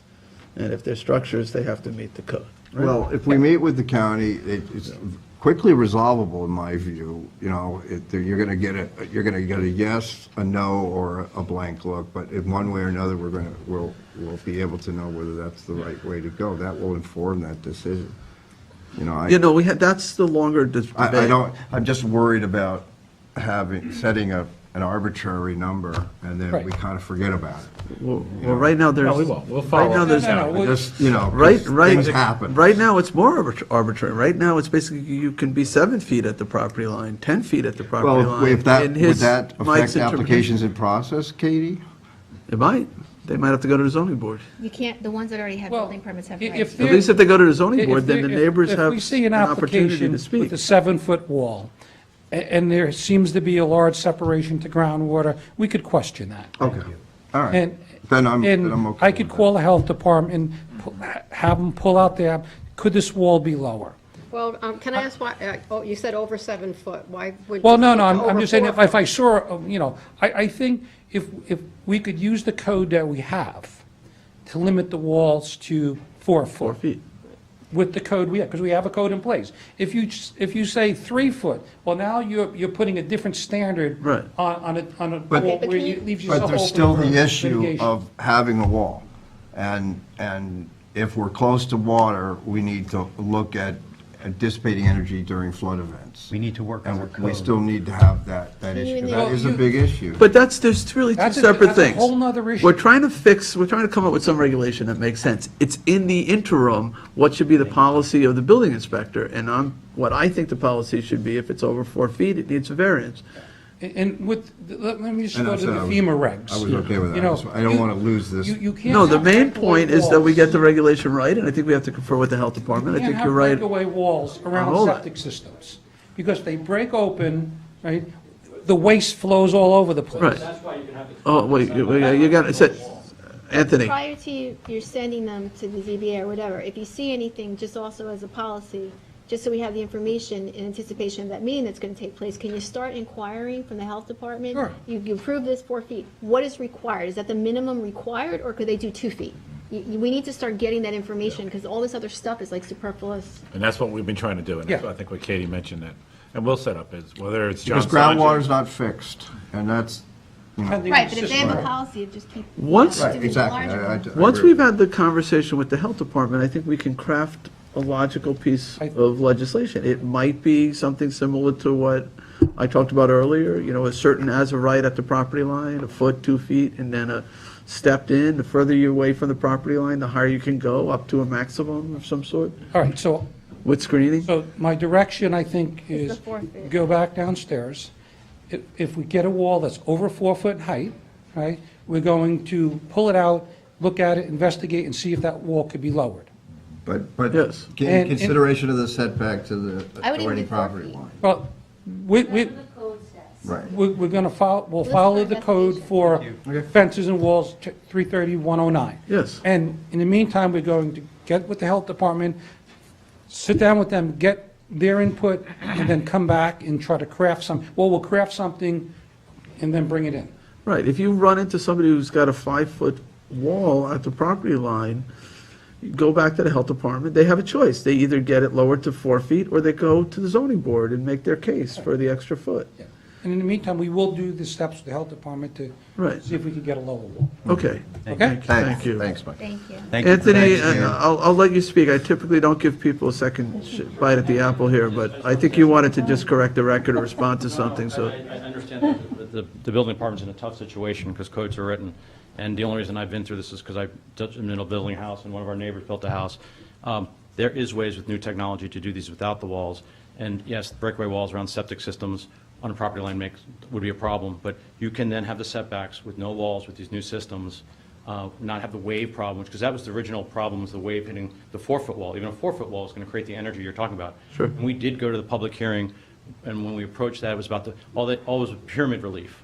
When we mentioned the wall, public hearing was not about the wall, it was about the pyramid relief. So the process, again, unless if you're a developer or a real estate person, when you get told by the conservation board to go back 4 feet, go to the architectural review board to go back to do something, those of us who are not builders, developers, or spec house, we follow the rules. Those who can buy properties, understand real estate, and can pit different departments against each other, know how to slide in and get a 4-foot wall on a property line with nothing to cover it. I think everybody here is doing their job, and they're doing a great job, and I appreciate the stuff that the building department has to go through the conservation board and the architectural review board, but builders and developers know how to pit departments against each other and pay expediters to sneak through the cracks. And granted, there's only 2 walls right now, but that's why we're here. So that's all. All right, thank you. Thank you. All right, so Adjourn for a month. give me a Sunday, I'm gonna need a month. First meeting in date. April. 30 days. Next. Roughly town board meeting 30 month, days. The Give- next town board meeting, all in a month. right, In April. In April, look for an April date. April 9th. is. April, 9th. April 9th? Is that it? March 26th, no, After that. 30 days from April. now. 30 days from Now, now this board is meeting. Roughly. April 9th. Oh, it is? Wow. It's my birthday. Thought it was All going right. faster than it is. Okay, April 9th. All right, so I'll make a motion to adjourn the public hearing to April 9th, Second. seconded by Councilman Bouvier. All in favor? Aye. Aye. All right, so we're going to go back to number 6. Dave is here. That's what happens when you're not here. We'll call it. Your tenants. They just sit there. I apologize, I forgot that this was on the agenda. Do we need for the record to, can you just, maybe Sonny, just read the hearing notice one more time? This public hearing is to accept a grant of conservation easement in exchange for a development rights certificate for 0.43752 development rights. All right, so Dave, you wanted to Sure. Good enlighten afternoon. us as to what this is about? Sure. As the town clerk mentioned, this is a hearing for the town board to consider whether to accept a conservation easement on a 17,500 square foot piece of property in North Sea. This property is in an old file map. It's also on an old file map development section that the planning board approved, and they designated this 17,500 square feet as a sending parcel because of its size and because of its environmental constraints. So this property did not qualify as a building parcel under the old file map regulations. Planning board identified it as a sending parcel, which means that the rights can be lifted off that property and landed on other properties in an old file map to bring those properties up to the code requirements. The property owners here have asked to receive a development rights certificate that they can use in conjunction with the old file map approvals. And in return for getting that development right, rather than deed the property to the town, they're simply asking to retain, that they would retain title to the property and give an easement to the town on the property. So, can I ask you about that? Why wouldn't they just gift the property to the town? Why would they want to hold it? I mean, they'd have insurance issues. The same question. I tried to encourage them to deed it to the town. They said maybe in the future they would, but for the time being, they simply wanted to put an easement on the property. It's better for us. We don't have the liability and cleanup associated Yeah. with it. They have that option. We can't mandate that they deed it.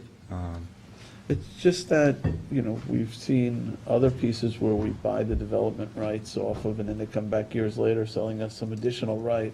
But we're not buying the development rights here. No, we're putting a conservation easement, which would stay private property. They couldn't clear trees, they couldn't, what's? Is it over the entirety of the Yes. parcel? So they're not going to come back and ask, they could ask for an enhanced, but actually, I don't even No, think they they could can't. because it's not even farming, but they couldn't come back No, and no, ask they for can't more. even ask for, CPF's not buying anything here, so there's no enhanced easements. Right, right. So what, is there a benefit other than, I guess it's private property, maybe it adjoins property? It doesn't adjoin any property that they own. They might use it as a write-off somewhere. Who knows? I'm not sure why they wanted to. I believe in the future they will deed it, but right now, Well, you know, I see the advantages that you're articulating, but from a stewardship perspective, it's better. There might be parkland around it, that to put it all onto the town's management might be better. But Is there I- parkland around it? there is no town open space or parkland adjacent to, oh, I'm sorry, it is adjacent to town open space. Is there a value? When we value, if we were buying a conservation easement, we wouldn't be paying as much as if we were buying fee. No. But from this development right, they are getting as much as if they would give it to us, right? Correct.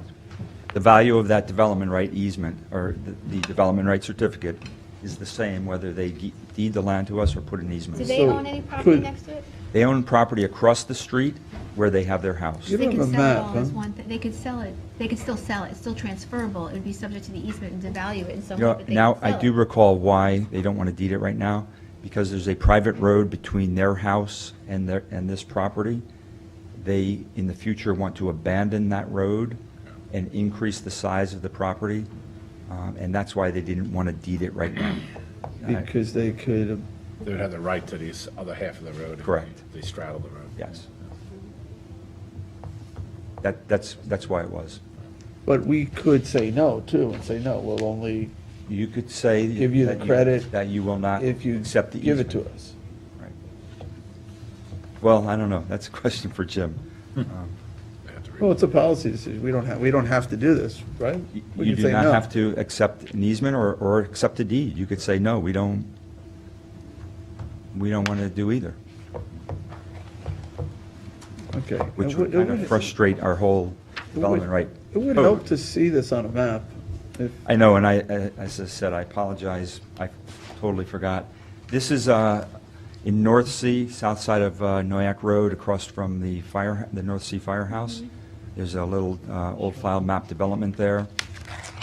is this the first one? That's the first one I recall where they were retaining fee ownership. I don't know if it's the first, but it's very rare. Most property owners deed the land to the town. Especially if it's not in the Pine Barrens, if there isn't any value to Right. the underlying. And they will deed this, once they abandon the road, their intention is to deed it to us. But he didn't have the time to get the road abandonment done before getting the certificate. I actually suggested, well, why don't you just wait? They don't want to wait, they want to get the certificate right now. I think they're trying to finalize some estate matters, and it was important to them to get the certificate now rather than wait. Will they still end up with, I guess, a small property tax bill associated with it? Yes. Okay.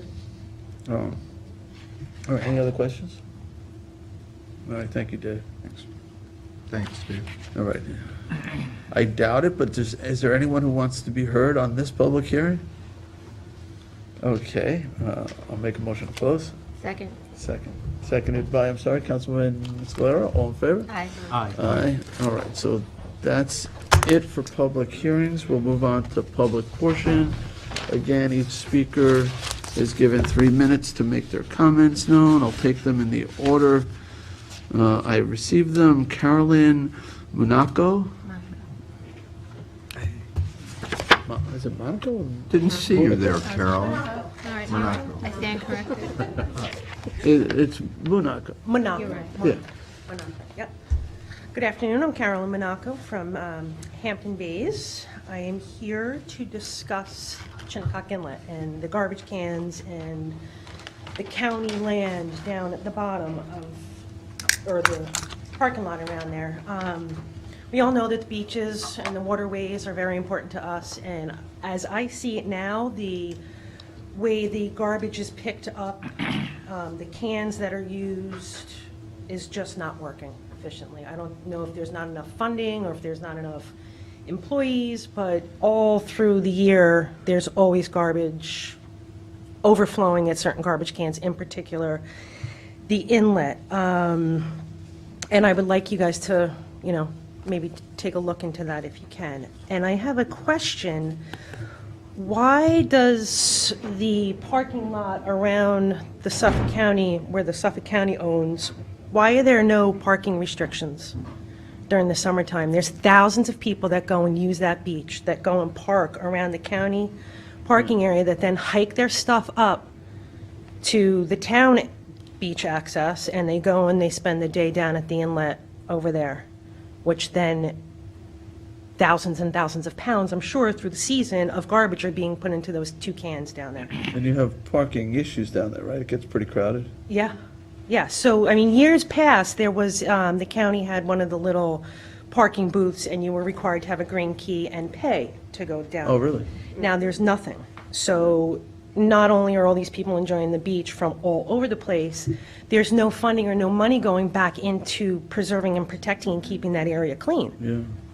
It makes absolutely no sense to me. There's And also- I talked with Legislative Fleming, brought it up to her, and she was going to look into it. I haven't heard anything back. When I was a legislator with the county, I put in for grant funding to take that center rectangle where all it's kind of messy in between the parking area, and expand the parking, put some drainage there. The county ended up not spending that money on that project, which is unfortunate. But I know Doug Oakland, when he was alive, he sort of approached me and said, could we get some more parking out there? And I thought that was a great idea. The county didn't even know they owned it at that point. I had to prove to them that they owned the land. Right. I know Councilman Lofstad was successful in getting some garbage receptacles out there last year. A dumpster. It sounds like that's not enough. I don't think so. I personally, and I know a lot of people object, but I personally think that if you can bring your stuff in there, you could bring it out. You pack your lunch in your cooler, your picnic bag, or whatever, your backpack, you can bring it home. Well, we could put a Why sign should I, up, as a but I'm not sure taxpayer, that's pay for gonna you work. to get your garbage out of there? That's a whole nother. Right, but we don't, well, we do have at some other beaches, we have overflowing trash receptacles too. Oh, they're everywhere. I could give you hard to keep up hundreds with of it. photos over the last 10 or so years that I've been taking. In your opinion, is it garbage coming from people off the beach, or is it people coming and dropping their garbage from home or wherever? Both. Both. Really? Both, yes, That absolutely. is a problem And to me. I, the other day, and I even caught it on video, a man dumping his household garbage in the garbage can. And I went to the nearest police officer that I found driving down the road, and I approached him. I said, listen, this guy's disposing of his garbage down at the inlet. Here's his license plate number, go get him. And he's like, there's nothing I can do. I'm like, what do you mean there's nothing you can do? You can do something. And Well, he no, because said the that code- he is disposing of the trash in a proper way. So So me and everybody else that lives in this town can now go and take our household garbage and go put it in any Well, that's town terrible. can. if I can interject, so Kristen Doulos had replied that perhaps we need to change our code to say you cannot, even though it's a public garbage disposal, you cannot place household garbage in it. Or And the she garbage did- from your car, from Starbucks, from, wherever. I see people Right. constantly, it's like, oh, Well, I gotta clean up my car. sometimes, you see in some places, these garbage receptacles that sort of have lids with openings on the side. You couldn't really take a household garbage bag and get it in there because it's only that Right, big and an the, opening. and the town has those, and they're behind locked fences down along Dune Road, down by the commercial dock and down at Tiana. I mean, they went and they purchased a whole bunch of new cans, and they're not being used. Instead we have these So plastic why don't we 55 have cans to work going all on this over. issue? I mean, obviously the concern would be that people then would opt to throw their garbage in the woods and See, things like but that. It could be even worse. I think it kind of, it's a bigger issue than just people are throwing their garbage down at the beach. I mean, it's the green bag issue. Like I used to get house pickup, commercial pickup at my house, and I was like, with all this investigation and whatnot into the recycling practices, I said, I'm taking my responsibility and I'm gonna Yeah. use the town facility. Go to buy bags. Where the hell you buy bags? I can't go to the town dump and buy bags, where I have to go and bring my garbage. Can't just go to a little house there and get my bags. I have to go, come to find out, I have to go to King Cullen to buy them. The hardware store doesn't sell, all these people are sending me in different directions. Even the town employee he's like, oh, you can get them at the hardware store. I'm like, go to the hardware store. They're like, no. It's an issue. It's a pain in the ass. And I think, and It we've really- discussed this, and I really invite you to come to the Solid Waste Advisory Committee meeting and talk about that, because that's a subject that keeps coming up. And sometimes one solution creates another problem. Right. It's one of those kinds of things. I would really welcome you to, help Get involved, out. yeah. Yeah, and the other thing, like people are saying, oh, people are just going to leave their garbage on the beach if there's no cans. I don't believe it. There's always going to be the people that are going to leave their garbage on the beach, whether there's a can there or not. And there's always going to be the people that are going to dump their garbage in the woods. Right.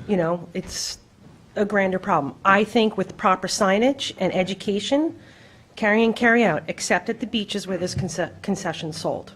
So we meet Wednesdays, once a month at 6 downstairs. I'd have to be like contact half an my- hour at least late. Well, let's, We'll talk. let's do that. Yeah. Let's find Okay. out, because I'd like more of that input. The problem is very real, the solution is really hard to try to envision. Right, It's a yeah, problem. and I've been doing some research and sharing whatever I can, just the economics of having clean beaches. Yeah. That's what draws people here, and then also the whole side of not having to pay these guys to go around 130 miles between, Flanders and Sagaponack, 130 miles a day. It's insane, and yet they can't keep up with it on weekends in the summertime. Sure. I have photos, I didn't even send you guys the bad photos. I mean, just. Well, you should see all the garbage on the beaches that, Councilman Scalera has been involved in the beach cleanups and. I'm part of Surfrider Oh, Foundation. okay. I'm the Rise Above Plastics coordinator. I coordinate all of our beach cleanups. We've cleaned up thousands and thousands of pounds off of these beaches, and a good portion of it is coming in from the sea, being washed in. So, no, it'd be great to have you involved, as John said. Yeah. On the parking side of it, though, so the county doesn't have any restrictions? They own that lot, and anyone can park there? There's but no yet fee? And it is a great, I love that little beach over there by the Yeah. inlet. I don't It's think like a we little need any cove more there. parking down there. I think the parking I there think it is- was, I'd love to see a little bit of town-only parking there, town permit. I would love parking. to see the town own that whole parking lot, that whole area. Well, and I'd like to see it lifted up because it floods so bad, Yeah. it needs to be raised, so. But, Councilwoman Lofstad is liaison to that community, and, And we have broached it with the county, yeah. Had a number of discussions with the Yeah. county about that. yeah. and I'll continue to follow up Yeah. with We met with, them. when Gil Anderson was the Commissioner of Public Works, we visited the site with. Yeah, I was at that Yeah. meeting too. Yeah, I don't think it's right or fair for, any of us, especially the environment. It's being way overused, and there's no money from the county going back into maintaining it No, on a daily basis. I don't see it. No. And they're carry in, carry out, that part of the area is carry in, carry out. Who's paying for those dumpsters, Julie? Is that? The county's providing the dumpster, and our Parks Department is providing the porta potty. Okay, so the county is removing the garbage? They're placing a dumpster down there, and then, yes, I'm assuming when it gets full. I'm not exactly sure. I think they put it down close to where the two commercial boats are docked down that end. Okay. But they are working with us. All right, we need to move on. So thank you, Carol. Thanks, Carol. Thank you for cleaning the beaches. And thank you for that tremendous float. Yeah, Made that's with the really St. cool. Patrick's Day Parade. It was unbelievable. Unbelievable. Joyce Flynn? Spirit of volunteer. Joyce? I think she left. She left. That was on Dark Sky Week she was going to tell us about. We'll hear more about that next time. Okay. And Bill Pell, trustee Pell is here. Last card. Thank you for the opportunity to come here, and I just want to say thank you for this town board for supporting the trustees on many of the projects and the access. I'm here to talk about today about the home rule. I know you tabled it. It's not tabled. You haven't tabled it We yet. haven't heard it yet. So I have a couple of different feelings about this. On the part for the budget, I'm totally against the trustees having their own budget line right now. I feel that it should go through a couple cycles of trustee boards. I feel that unless there's a complete study on the budget line, to make sure they include everything, because once you make the budget line, that's it. You have to pay. Other ways, there's two ways to raise the money: passing the cap and raising the fees. They've been trying to raise the fees for the four-wheel drive permits since I've been on, probably for the last 3 cycles. It was $20. They wanted to go up to $40. They wanted to go up to $60. I've been trying to, so it's been staying at $20 with argument every time, every January.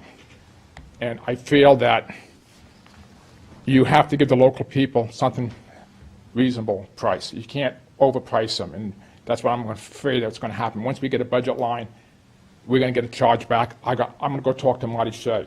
Oh, it's $200 consultant fee. I'm going to go talk to someone else in the building department on a trustee permit. I'm going to get charged for that. You got to.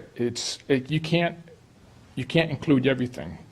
The bay constables, the maintenance. Okay, there's so much. We're so entertained now. This was like 10 years ago. I would have said, go ahead. If we did a study on this, include everything with the study, it might take 2 years, 3 years. Then I said, yes, let's go forward with the tax line, but not on this board, not with this trustee board, but sitting here. I feel that it will destroy the board, and it will hurt the local people and the freeholders. On the other bill, to reassure that the authority? I'm totally for that. That's most important. It'll help us in the court case, will help us later on getting the tax bill. That one, push as hard as you can. Which court case are you talking about? Any court case, the future court case, anything. It makes us stronger, makes the town stronger, makes the trustees stronger. Didn't we pass that, and it never made it through the Senate about 2 years ago? Yes. Right. Yes. So and so it's in cycle to be reviewed. It's in cycle again. The same thing with the tax line. 2 years ago, I was for it, but I've been watching how, the board works, and I'm afraid. I know more about the budget, and I don't trust this board for a couple cycles to get new members on, to do complete research, do a complete study of how the budget's going to work. And I don't want to take a chance of hurting the freeholders. That's why I'm sitting up here. That's why I came up here. I know I'm going to get flack from the other board members, probably get yelled at and scolded, whatever. But I'm only one out of 5. And this is how I feel about it. I feel very strong about the So you're tax line. supportive of one, not the other?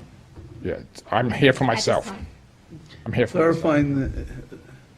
Clarifying the powers of the trustees, but not creating a new tax line. Yes. For the trustees, at least not at this point. Not at this point. But in time, In time, it could be trustee something. board's an elected body. Yeah, it changes. It'll change all the time. It's like the first, when I've been here, this is going on my 10th year, the first town board was beautiful. The supervisor was, let's not go there. This town board has been beautiful, and the supervisor's been very supportive, anything we want to do. Okay, if we get a bad supervisor, and he'll do the same thing, we're going to reduce your budget to 10. We're going to charge you, every time you go to use the first floor bathroom's going to be $100, the second floor bathroom's going to be $200. Okay, if you want something from upstairs to fix your computers, you got to charge. You got to charge back. Okay, right now we don't have that. So the core of that debate about the tax line has to do with the independence of the body. Yes. So, and I think you're hitting on it. So if a town board decides to not fund the trustees, yeah, they have very little power. So therefore, they have to keep the town board happy, which means they're not truly independent. No, but you They're sort of dependent. Yeah, but They're dependent upon the town for funding. Yes, but you can change it. We still have our own fund line, the fees, what we collect, but they could do something with the town board to make a budget line inside, so we're not threatened by the town board, and the town board's not threatened by us. So you're saying there might be an internal structure that Internal gives them structure. a little bit Better than what it is now. more control of their own finances? Yeah. or An intermunicipal agreement? Yeah, the mutual agreement, but not a tax line at this point. Tax line. Maybe there down. could be a local law that would not allow the town to budget the trustees at more than a 10% reduction from the prior year without a supermajority vote or something like that. Yeah, something like that. Well, it makes I hadn't sense thought to about phase that. that in. I don't Yeah. think I agree with you, anything John. like that would occur as an overnight process. Yeah. I don't think anybody could tolerate that. No. And I don't think that makes any sense. No. So the things that you're talking about, I think, are part of that phasing in over time. But as you also point out, to protect that against future boards where there may be more contentiousness that Oh, yeah. that stops everything. So Yeah. it is a process. It's not an overnight. No, it's thing not. at all. And they want to do this for 2021. And I bring it up to our board, and I get like slapped around, be quiet, go sit in the corner, you know? They don't think that far. Bill? Yeah, go ahead. So I wanted to ask you a couple of questions. You support the kind of fortifying of the Dungan Patent? Yes, and that's very Many important. of us do as well. I mean, but the tax line issue, there is a bit of a change with the tax line issue. The state legislation reads that it would be similar to Municipal Town Law 181 A and B, which is really the town law that governs fire districts. And the way that fire districts operate is that they would develop their budget and then submit it to the town. Yes. That's, okay, so Realize that to me is a significant change. Yeah. Has that, or either one of these, has that been discussed by the trustees in a public meeting this year? I don't think so. Did they vote on a position on? No, not of my knowledge. But things happen in the back room, like they bought a truck. They bought a truck the other day. We had a resolution for a truck. Okay, came up. We talked about buying a used truck. I said no, okay? Then they agreed to me. 2 months later, there was a resolution to buy a brand-new truck, and I voted no on it. And it was never discussed. It was discussed in the back room, was never discussed with the other two trustees, okay? And went through. Then we voted this last meeting, a week or so ago, Monday, to purchase the truck, okay? We moved money from one account to another account to pay for the truck. Then we had to have another resolution because they misbid the person, and it actually was $2,000 more. If this was all discussed in the open meeting, would have been no problem. But stuff discussed in the back room, it can't be done anymore. It's not the old man's club. All right. Okay, so what you're saying to us, you did not have the opportunity to say at a trustees meeting. Right. Okay, thank you. Thank you very much. Thanks, Bill. Thanks. All right. It's the only card I had for public portion. If somebody wants to be heard, though, come on up. Just identify yourself for the record. My name is Andrew Brosnan. I'm the current chairman of the Eastern Long Island chapter of the Surfrider Foundation. Beach access is an important consideration for Surfrider and for most of the people that recreate here on the east end of Long Island. So with regard to the fortification of authority under the Donegan patent, the Surfrider Foundation would certainly be in favor of that proceeding. As a resident, separately, as a resident of Hampton Bays. I have some concerns about the idea of a separate tax line for the trustees. And given the discussion that I've heard here today, I think a close examination of exactly what that would mean in terms of the trustees, the Board of Trustees, and the preservation and improvement of water quality in the town of Southampton needs to be considered before any decision is made on exactly how to proceed on that issue. All right? So can I ask you a question? Sure. So, beach access is important to me too. You know, and there was a debate a couple of years ago about the alphabet roads in the village and the easements there, and you know, there's been some questions. You know, I know the East Hampton trustees very similar to Southampton trustees, but they have the ability to lease lands. I get concerned about, you know, beach access if those properties end up being privatized to any extent too, that if suddenly something that, you know, might be along the ocean gets leased to an adjacent property owner, suddenly there is no beach access. So I'm not sure whether, I want to clarify the powers, I guess, under the Dungan patent, but I am concerned about that beach access thing as well, knowing that the trustees have these broader powers to lease their lands. I'm unaware of the lease provision in the Donegan patent, if that's where it resides. I assume it is based on the question that you're Yeah, asking. I'm not sure where it resides either. Bill, do you know, in terms of the trustees' ability to lease Whether their it's lands? specific- I think it's inferred, and I think that's part You of know, it. if the town owns the land, you know, it typically would be considered a parkland parcel and couldn't It be. depends on how you own it. If you leased. own it in a proprietary interest, you have different lease rights than if you do if you hold it in trust for the common, you know, the common good or the public at large, or two different, it depends on how it's held. So the trustees of the commonality of Southampton town, so it's. It's different than It's- trustee property. Is it a for buildings proprietorship? and- I thought it Yeah. was a proprietorship, and then it switched, maybe it's. It's an ownership interest.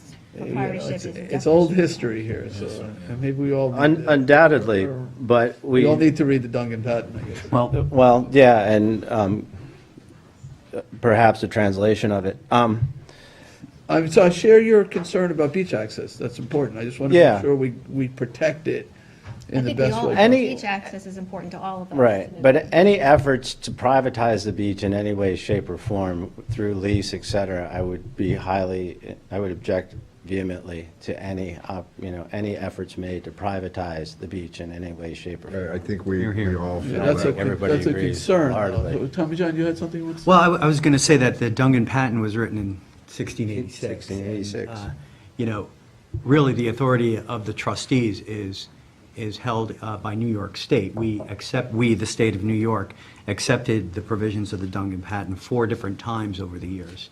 I'm not such a fan of the King of England, and James II, you know, has his flaws when this thing was written. So it really is the statutes of the state of New York that support the Dungan patent, and there were 4 different machinations of that in the 1800s. So there's some research to it's be evolved, done. yeah, there, absolutely. Yeah. You know, about the leasing rights and.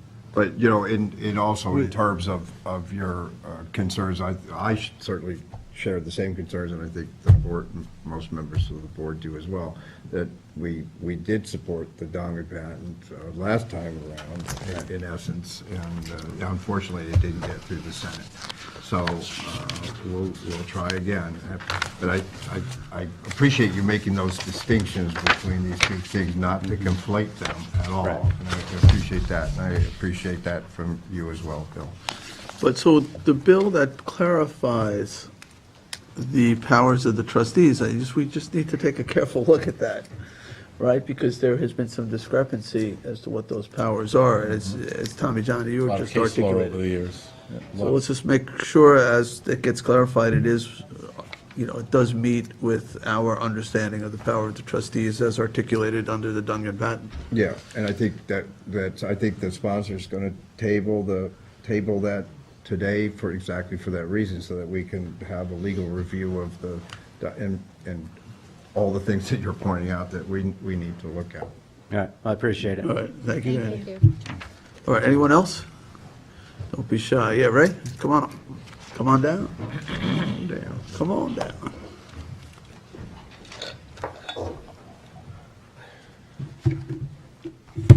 Ray, just start out by identifying yourself for our record. Ray D'Angelo of Hampton Bays.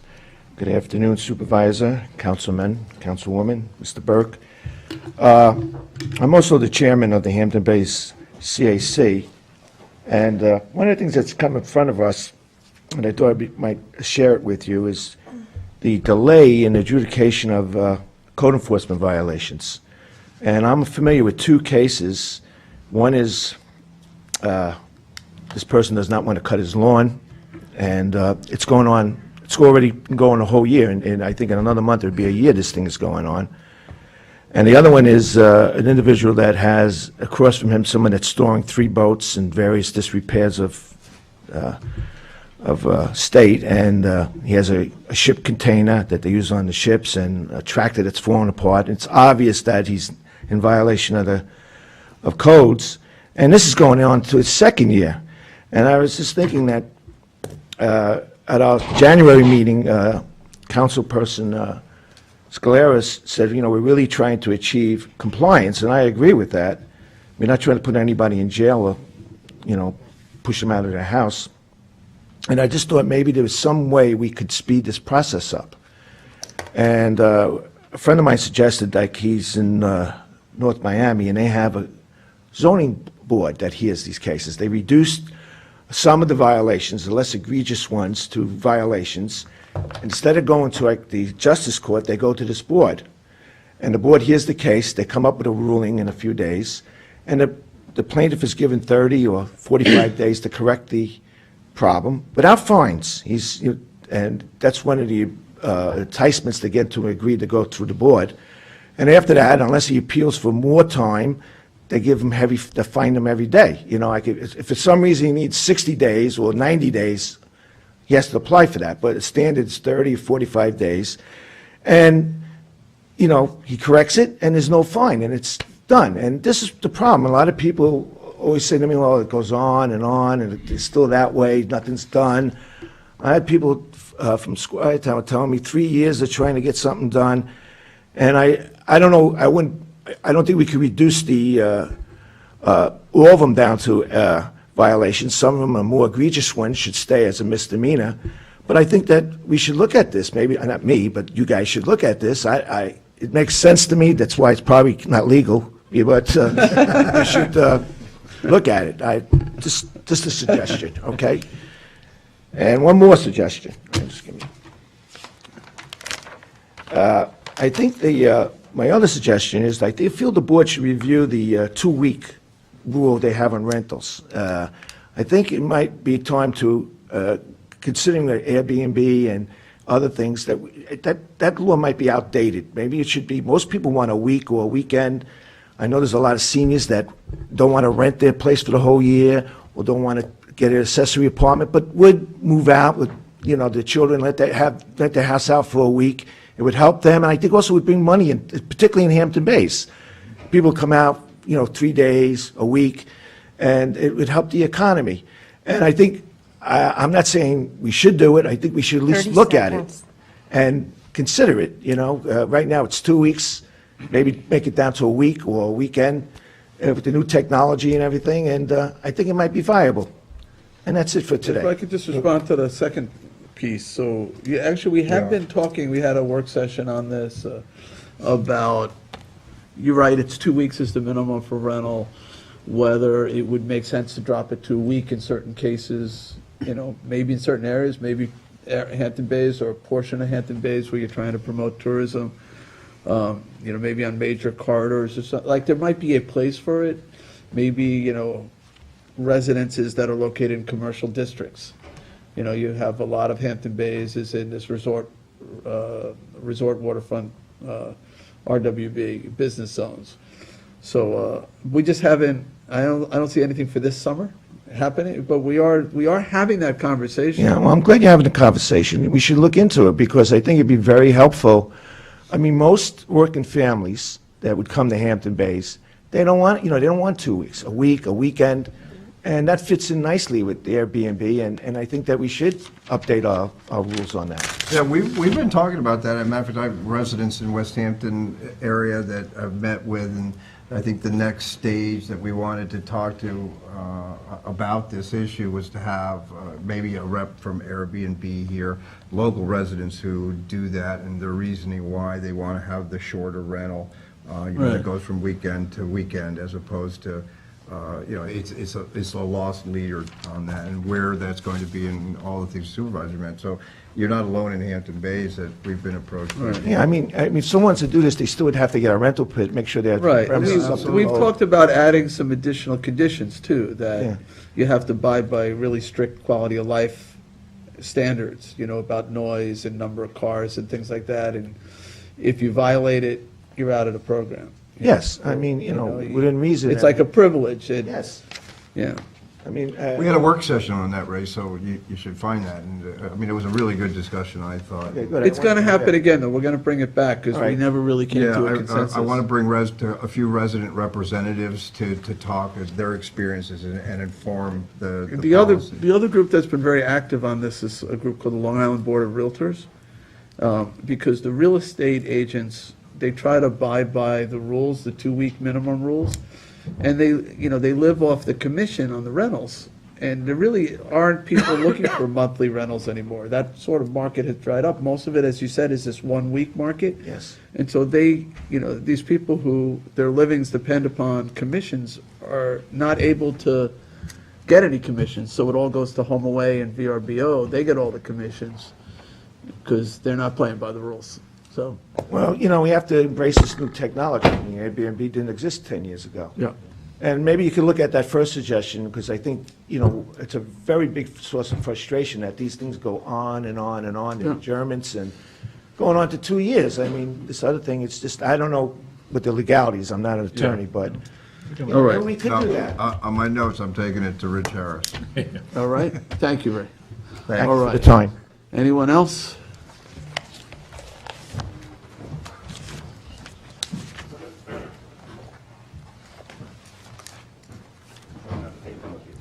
That's all right.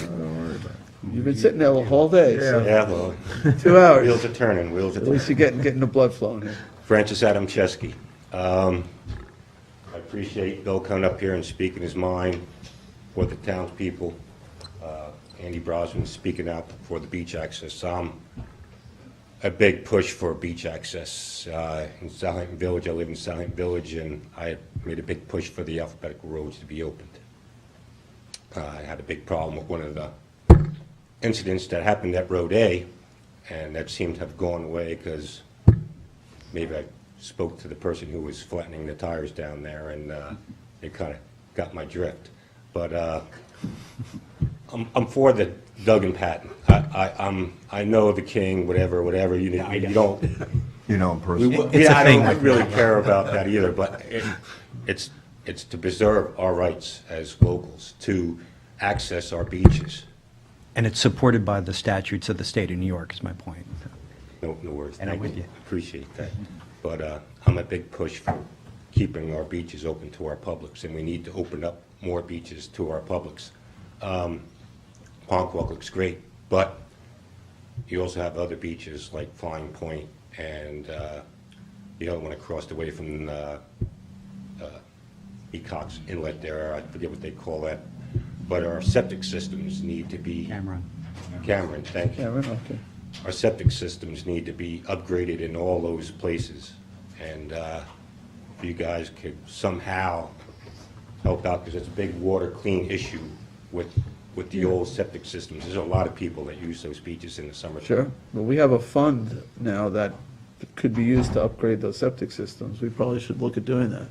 Well, one of the things that happens too, though, is because the watershed goes off the ocean, so the impact, the way to measure the impact is what we see in the bays, but not what we see in the ocean. But the watershed goes that way. But I push for that all the time. I totally agree. And the supervisor's right. We have some funding for that, and I push for having that on in our beach facilities. And maybe what this board could do too is go to the planning board for all the houses that are being built around any bays, waters, structures, Mecox Bay. There's giant houses now being put up There right on is the a law, watershed. there is a law on the books right now that mandates the IA systems be installed in all new construction in the 0 to 2 travel zone, which is basically those areas that you're talking Yeah, those about. new houses do have these. They're required. They're all new, every new house. Most of Every them, new it depends house. on when they got the health When they got department their permit. application. Like, some of them might have been got the 2 years permit now. years ago, 3 years ago or something. But for the most part, those newer homes on Mecox are putting in these innovative alternative septic systems that remove nitrogen. Okay, To be a little bit better, it doesn't mean that they're not gonna put fertilizers on their lawns and exactly, there's only, you know, pesticides and everything 2 else. inches of soil on top of the sand, and where Yeah. does all that go? But we have a rebate program, so, it's not just limited to coast, close to the coast. When there's additional funding available, anyone in the town can avail themselves of the rebate. Right now, the fund is not completely used. So you could apply, we pay up to $20,000 to install those systems as a rebate to you. Hey, I don't So, know one right now, so, I'm not sure. so go for it, or tell your friends. I will. All right. I will, I appreciate it. I just want to speak out for the trustees, can keep their power, but maybe that tax line, maybe hold off on that. Okay. I think maybe just, seems like that board right now needs to, think it's going to change this coming season with new faces and a new body, and maybe they can get the wheels greased and turning a little easier and work together. Seems like heads are being butted. Okay. And, I mean, I love the trustees and all, but they make some bad choices and they make some really great choices. It's like anybody. I make good choices and I make bad choices, but for right now. Okay. Cool. Thank you, sir. Great. Thanks a lot. Thanks for speaking. All right, anyone else? I see someone in motion.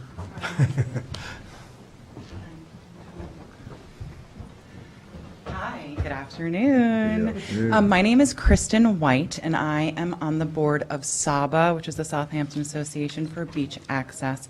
And I would just like to reiterate and go on public record saying that SABA also wholeheartedly supports the trustees and encourages this board to do whatever they can to maintain the sovereignty of that board. And also just a reminder that without public access to our beaches, our economy is going to suffer drastically. So keep that in mind. Okay, thank you. Thank you. All right, anyone else? All right, I'll make a motion to close public portion. Second. Second by Councilman Bouvier, all in favor? Aye. Aye. Aye. All right, so we're going to go to the agenda. Do we need to take anything out of order? Who's here for what? Anybody waiting on a particular bill? No? All right, then we're just going to go through it in the regular order. And Supervisor, Councilwoman Scalera had to leave for personal reasons, so I'll be reading her rezos. Is that Okay. okay? Okay. I'll remember. She left her glasses. I thought she was coming back. Okay, so we'll start with 1029, authorize the acquisition of the property located at 20 Shinnecock Road, Hampton Bays, New York, for the purposes of community development. Before I make a motion, so this is Bel Air. We left the record open. It closed technically today. We heard from the Suffolk County Planning Commission, and they said it's a matter for local determination. But we have not heard from the planning board. They tabled it or something at their last meeting. Right, I believe it's on the next meeting. So, We need to. I would, as that much plan as I approved. would like to vote on this, I think we need to table it one more time. We definitely need to have the plan approved I before don't we know. can approve the acquisition of this property. I think the plan, we should at least hear the comments Yeah. of the planning board since we referred it to them. But I don't think we should wait indefinitely on this. No, So- Kyle informed me that it's on for their agenda this Thursday. For This planning Thursday. board agenda. All right, so I'll make a motion to table, Second. seconded by Councilman Bouvier. All in favor? Aye. Aye. Oh, to our next meeting. The next meeting should be fine. March what? 26. To March 26th. Is that? Yeah. No, it's Yeah, that's really fine. on That'd their be good. agenda, Yeah, I right? believe It's that not gonna- if we get the input from the planning board on this Thursday, then we can consider approving both for that. the next All right, board meeting. okay, thanks, Jim.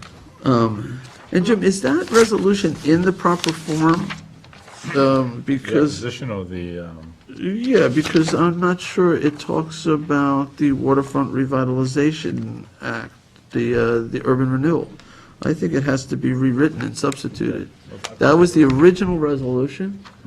It doesn't mention the public hearing on the urban renewal plan, the fact that an urban renewal plan exists, that we're buying it right, and it pursuant to cites, urban renewal. right. And you need to respond to whatever the planning board comes back. So I think we'll need a substitution, We can amend that. or even or a new resolution. Yeah. All right, if you could A fix. couple of whereases can be amended to reflect that we're purchasing under on the general municipal law rather than town law 64. And all that goes with that. Yeah, we held, I think, I want to say 2 public hearings on the urban renewal plan. That's Yes. all should be in here. Yep, you can put that in there. Sure. This was the Original. resolution that was done prior to all that happening, yeah. Right.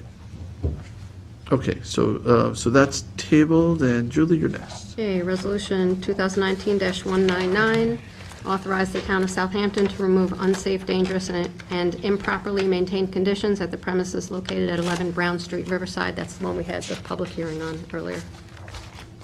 Second? Seconded by Councilman Scavone. All in favor? Aye. Aye, approved. 308, authorized purchase of fingerprinting system for police department. Second. Seconded by Councilman Lofstad. All in favor? Aye, approved. Resolution 309 of 2019, authorize the supervisor to execute the 2019 Human Understanding and Growth Services HUGS contract. Seconded by Councilman Bouvier. All in favor? Aye. Aye, approved. Resolution 2019-310, authorize the supervisor to execute a 2019 Sag Harbor Youth Resource Center contract. Second. Seconded by Councilman Scavone. All in favor? Aye. Aye, approved. Resolution 311, it's Councilwoman Scalera's resolution, authorize supervisor to sign contract extension for utility task vehicles with Motorcycle Mall, Inc. Second. Seconded by Councilman Bouvier. All in favor? Aye. Aye, approved. 312, authorizes the supervisor to execute a 2019 contract extension with Nelson Pope et al. For environmental site assessments for various properties purchased by the Community Preservation Department. Second.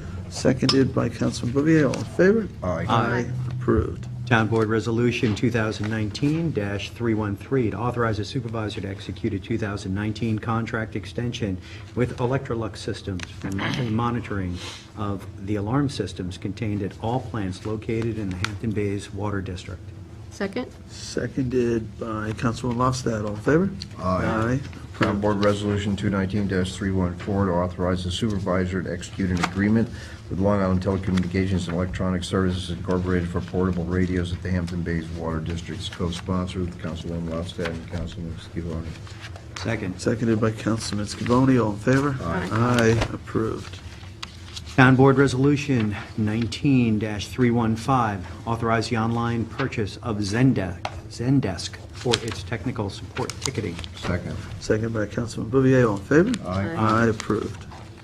316, authorize the supervisor to execute 2019 cooperative agreements with neighboring villages for the town to provide shared computer services. Second. Seconded by Councilman Scavone. All in favor? Aye. Aye, approved. 317 of 19, authorizes the supervisor to execute a consulting agreement with Peak Power Long Island to assist with the Earth Day and other program activities. Second. Seconded by Councilman Bouvier. All in favor? Aye. Aye, approved. Resolution. Actually, I'm sorry. I'd like to be added as co-sponsor. Madam Clerk, would you add Councilman Bouvier as co-sponsor on 317? Sure. Go ahead, Julie. 2019-318, authorize the supervisor to execute the 2019 Family Service League contract for the South Fork Behavioral Health Initiative and the Youth Outreach Umbrella Program. Second. Second by Councilman Scavone. All in favor? Aye. Aye, approved. 319, authorize the supervisor to execute any and all documents pertaining to the New York State Department of Environmental Conservation Brownfield Cleanup Program application for former Damascus landfill. Second. Seconded by Councilman Bouvier. All in favor? Aye. Aye, approved. 320, authorized expenditure for town hall masonry repairs with Henry Restoration Limited. Second. Seconded by Councilman Scavone. All in favor? Aye. Aye, approved. 321, award and authorize supervisor to sign contract for liquid propane gas with Starlight Propane Gas Corporation. Second. Seconded by Councilman Scavone, all in favor? Aye. Aye. Approved. 322, co-sponsored by Councilman Lofstad. Awards and authorized supervisor to sign contract with Mercury Marine Parts. Second? Contract for Mercury Marine Parts. Second by Councilman Lofstad, all in favor? Aye. Aye, approved. Town Board Resolution 219-323 to award and authorize the supervisor to sign a contract for vegetative disaster debris removal with Keith Grimes Incorporated for east of the canal, green velvet tree for west of the canal. Second? Seconded by Councilman Lofstad, all in favor? Aye. Aye. Aye. Town Board Approved. Resolution 324 of 2019. This is the 2019 notice to bidders for structure demolition, grading, and reseeding at 16 Bayview Avenue in Remsenburg. Second. Seconded by Councilman Bouvier, all in favor? Aye. Aye, approved. 325 amends the 2018 adopted budget for various departments. Second.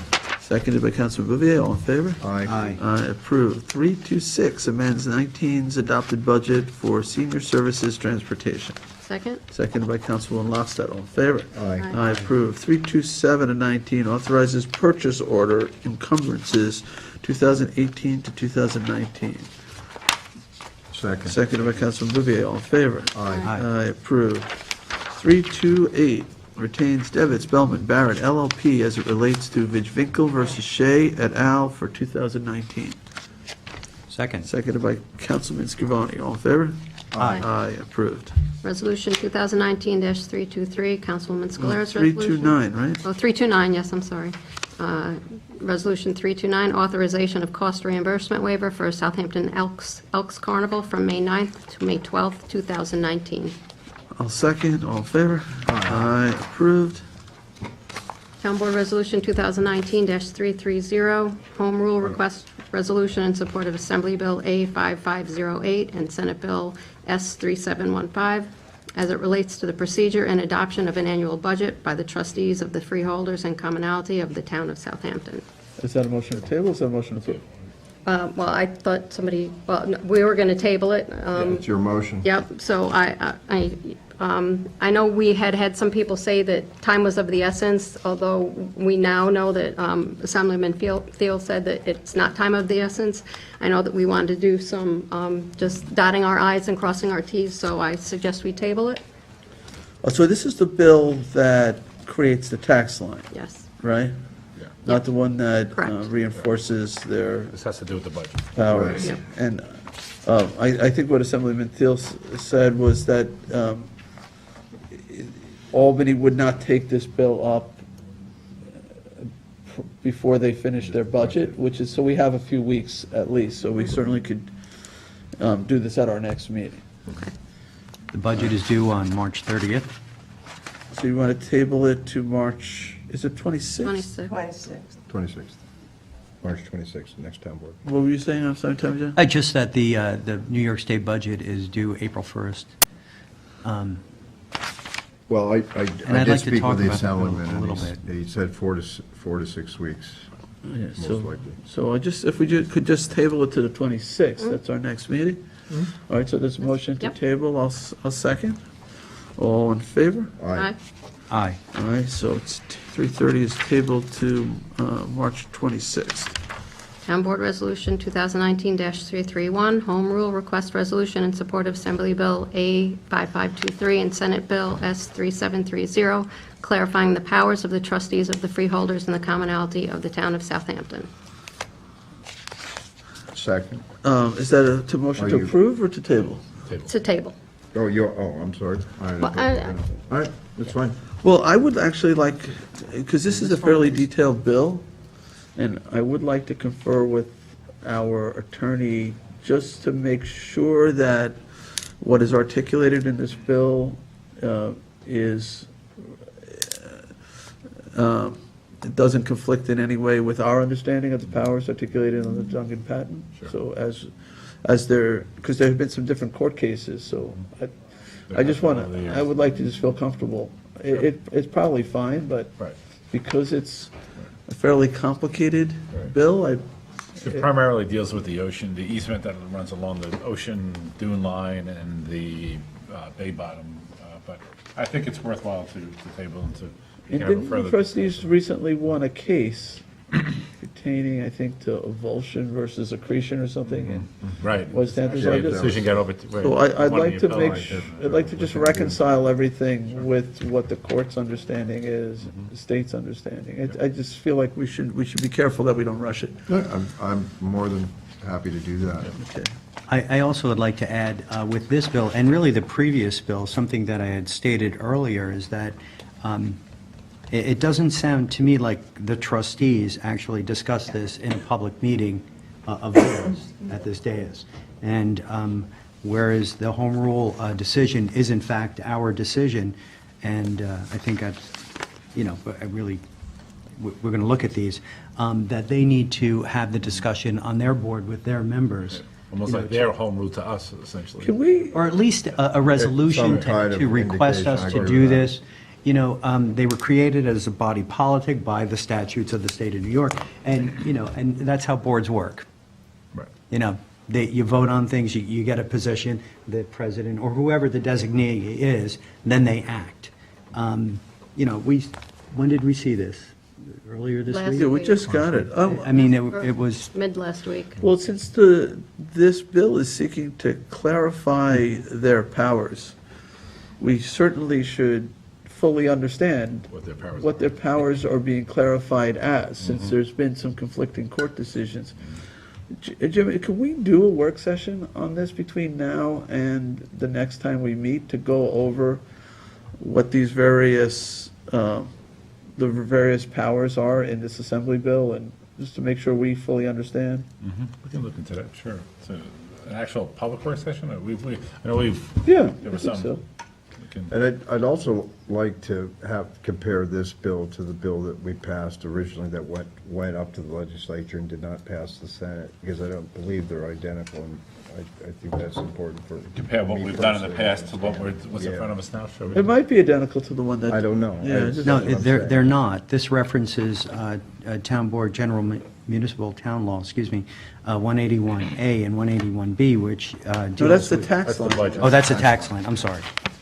The other one. This one is- The other one, Reaffirming it's it's probably fine, but since we do have a little bit of time, let's make sure we get it right. Okay. All right? And I also, I really, I watch Channel 22, and I watch other meetings, and I'd like to see what, the discussion is by the trustees at their days on this. To the next town board meeting? Yeah, 26th. So we're all going to be experts on the Duncan patent There you before we go. pass this home rule message. And the subsequent state statutes, yeah, okay. Because I think, Isn't that it? I know there's been this email campaign to support this, and I very much support the trustees. I have my whole career. But rushing through something isn't necessarily supporting the trustees. I think getting it right is supporting the trustees. So let's take the time to make sure we are passing the right or supporting the right language. All right, so there was a table, did we vote on it? No. All right, so we had a motion to table, was there a second? Yes. Second, so the motion was by Councilman Ofsted, the second was by Councilman Bouvier? Yes. All in favor? Aye. Aye. Approved. All right, so so that was tabled until the next meeting, which is the 26th of March, right? All right, 332 of 2019 appoints William Sacher to Office Application Specialist position from Civil Service list. Second? Seconded by Councilman Ofsted, all in favor? Aye. Aye. Aye, approved. 333 of 19 appoints Amanda Stetler to Office Assistant position in Controller's Office. Second. Seconded by Councilman Bouvier, all in favor? Aye. Aye. Aye, approved. 334 of 19 appoints Kaina Eliza to Office Assistant in Assessor's Office. Second? Seconded by Councilman Bouvier, all in favor? Councilman Scavone. Oh, sorry, Councilman Scavone was the second, all in favor? Aye. Aye. Approved. 335 of 2019 appoints Lisa Combrink to Community Preservation Fund Manager in Community Preservation. I will gladly second that. Seconded by Councilman Bouvier, all in favor? Aye. Aye, approved. To all the people who just got either appointed or promoted, I think they're all appointments. So I just wanted to congratulate them all collectively on their appointments. And we certainly look forward, since of all those positions, the CPF, Community Preservation Fund Manager, is the one that probably deals most with this board. We look forward to working with Ms. Combrink in that capacity. And she'll start April 1st, I believe, is her beginning. And Laura, they've been in Jim's office. You guys have been doing a good job keeping the CPF program moving. We tried. I've enjoyed it. It's some flashback from what I used to do at the county. Right, you did this for Suffolk County, right? Did for Real about 10 estate. years, yeah, and Yeah. acquisitions, preservation, but it's a good office, and Laura's been terrific, and Adeline, and See, everybody. the big difference between the county and the town of Sure. Southampton is the town of Southampton actually has money to spend on preserving. Right now, land. yes, they are the ones. Though you were there in the days when the county had We had some money to- back then, yeah. we did, Yeah. and we spent it, but, Yep. All right, so 336 of 2019 authorizes personnel from the Town Control's Office to attend the New York State GFOA 2019 Annual Conference. Second. Seconded by Councilman Scavone. I think Christine had a question about Sandra Schroeder, no, not Sandra Schroeder, Sandra Circione. Yeah, not the mayor of Sag Harbor. I think it was answered. It was answered? Yes. So I circulated an email to the board. she doesn't need to go, right? Okay, all right. Yeah, not the mayor of Sag Harbor, but our Human Resources Director, Sandra Circione. Okay, so there's motion and second. All in favor? Aye. Aye. Aye, approved. 337, 2019, creates Network and System Specialist 1 position in Information Technology and appoints Joseph Furlong to that position. Second? Seconded by Councilman Scavone. All in favor? Aye. Aye. Aye, approved. 338, notice of public hearing on the acquisition of lands of Dakin Raza, Flanders, and amends the CPF management and stewardship plan to include that property. Second. Seconded by, by Councilman Bouvier? Yes. All right, all in favor? Aye. Aye. Aye, approved. Town Board Resolution 339 of 2019, notice of public hearing to consider amending Town Code Chapter 312-49, modifying no stopping regulations on Maple Lane in Bridgehampton. Second. Seconded by Councilman Bouvier, all in favor? Aye. Aye. Aye, approved. Town Board Resolution 340 of 2019, this is a notice of public hearing to consider amending Town Code Chapter 312-73, amending the vehicle weight limit regulations, construal of provisions section, construal of provisions section. Second. Second by Councilman Bouvier, all in favor? Aye. Aye, approved. And The bottom of 39. yeah, Town Board Resolution 341 of 2019. Bottom of 39. Did I skip that? No, I'm sorry, I did. I didn't. Okay. Jumped ahead. Notice of public hearing to consider amending Town Code Chapter 312-9, authorizing stop signs at the intersection of Springville Road, Eastiana Road, and Bay Avenue West. Second? Second by Councilwoman Lofstad, all in favor? Aye. Aye. Aye, approved. All right, so now we're up to 342, on page 41. 342 of 2019 authorizes acquisition of lands of FHW Limited Partnership Southampton Village and amends the CPF management and stewardship plan to include that property. This is the one we're So gonna this hold is off. the one we're going to hold off because... The clearing issues. What do we do with the record? Did we leave the record open? We did for Yeah. 2 We did. weeks. That's it for- So this, it's not eligible to even vote, so I'll make a motion to table 342. Second. Second by Councilman Bouvier. We're tabling it to the next meeting, Next, yes, that's March 26th. All in favor? Aye. All right, so it's tabled in 343. This is authorizing acquisition of lands of Winey 2, LLC, Noyak, and amends the CPF management and sewage plan to include that property. Second. Excuse me, seconded by Councilman Bouvier. So this was the second one in. It adjoins property we already own. The trail. Joins the Palmatic Path. Seems like a good acquisition to me. Anybody else on the motion? All right, where am I? 343, page 44. Yeah, all right, all in favor? Aye. Aye. Aye, approved. All right, so 344, it needs to be amended. This is authorizing acquisition of enhanced development rights on lands of Corwith Farms, Inc., Watermill, and amends the CPF Management and Stewardship Plan to include that property. In the second whereas clause, it says it was preserved through the sale of development rights, but it actually was preserved through an agricultural easement. Okay. So I'll make a motion to amend 344 to delete the words "the sale of development rights" in the second whereas clause and insert an agricultural easement. Second. Seconded. Sorry. It's in Cross that out. second whereas, at the end of the second whereas. It's going to say through the agricultural. Preserved through an agricultural easement. Through an agricultural agricultural. easement. Is that not what he said? Okay. Yeah, you take out We the just left sale out of the through and. I annex. just wanted to be clear what.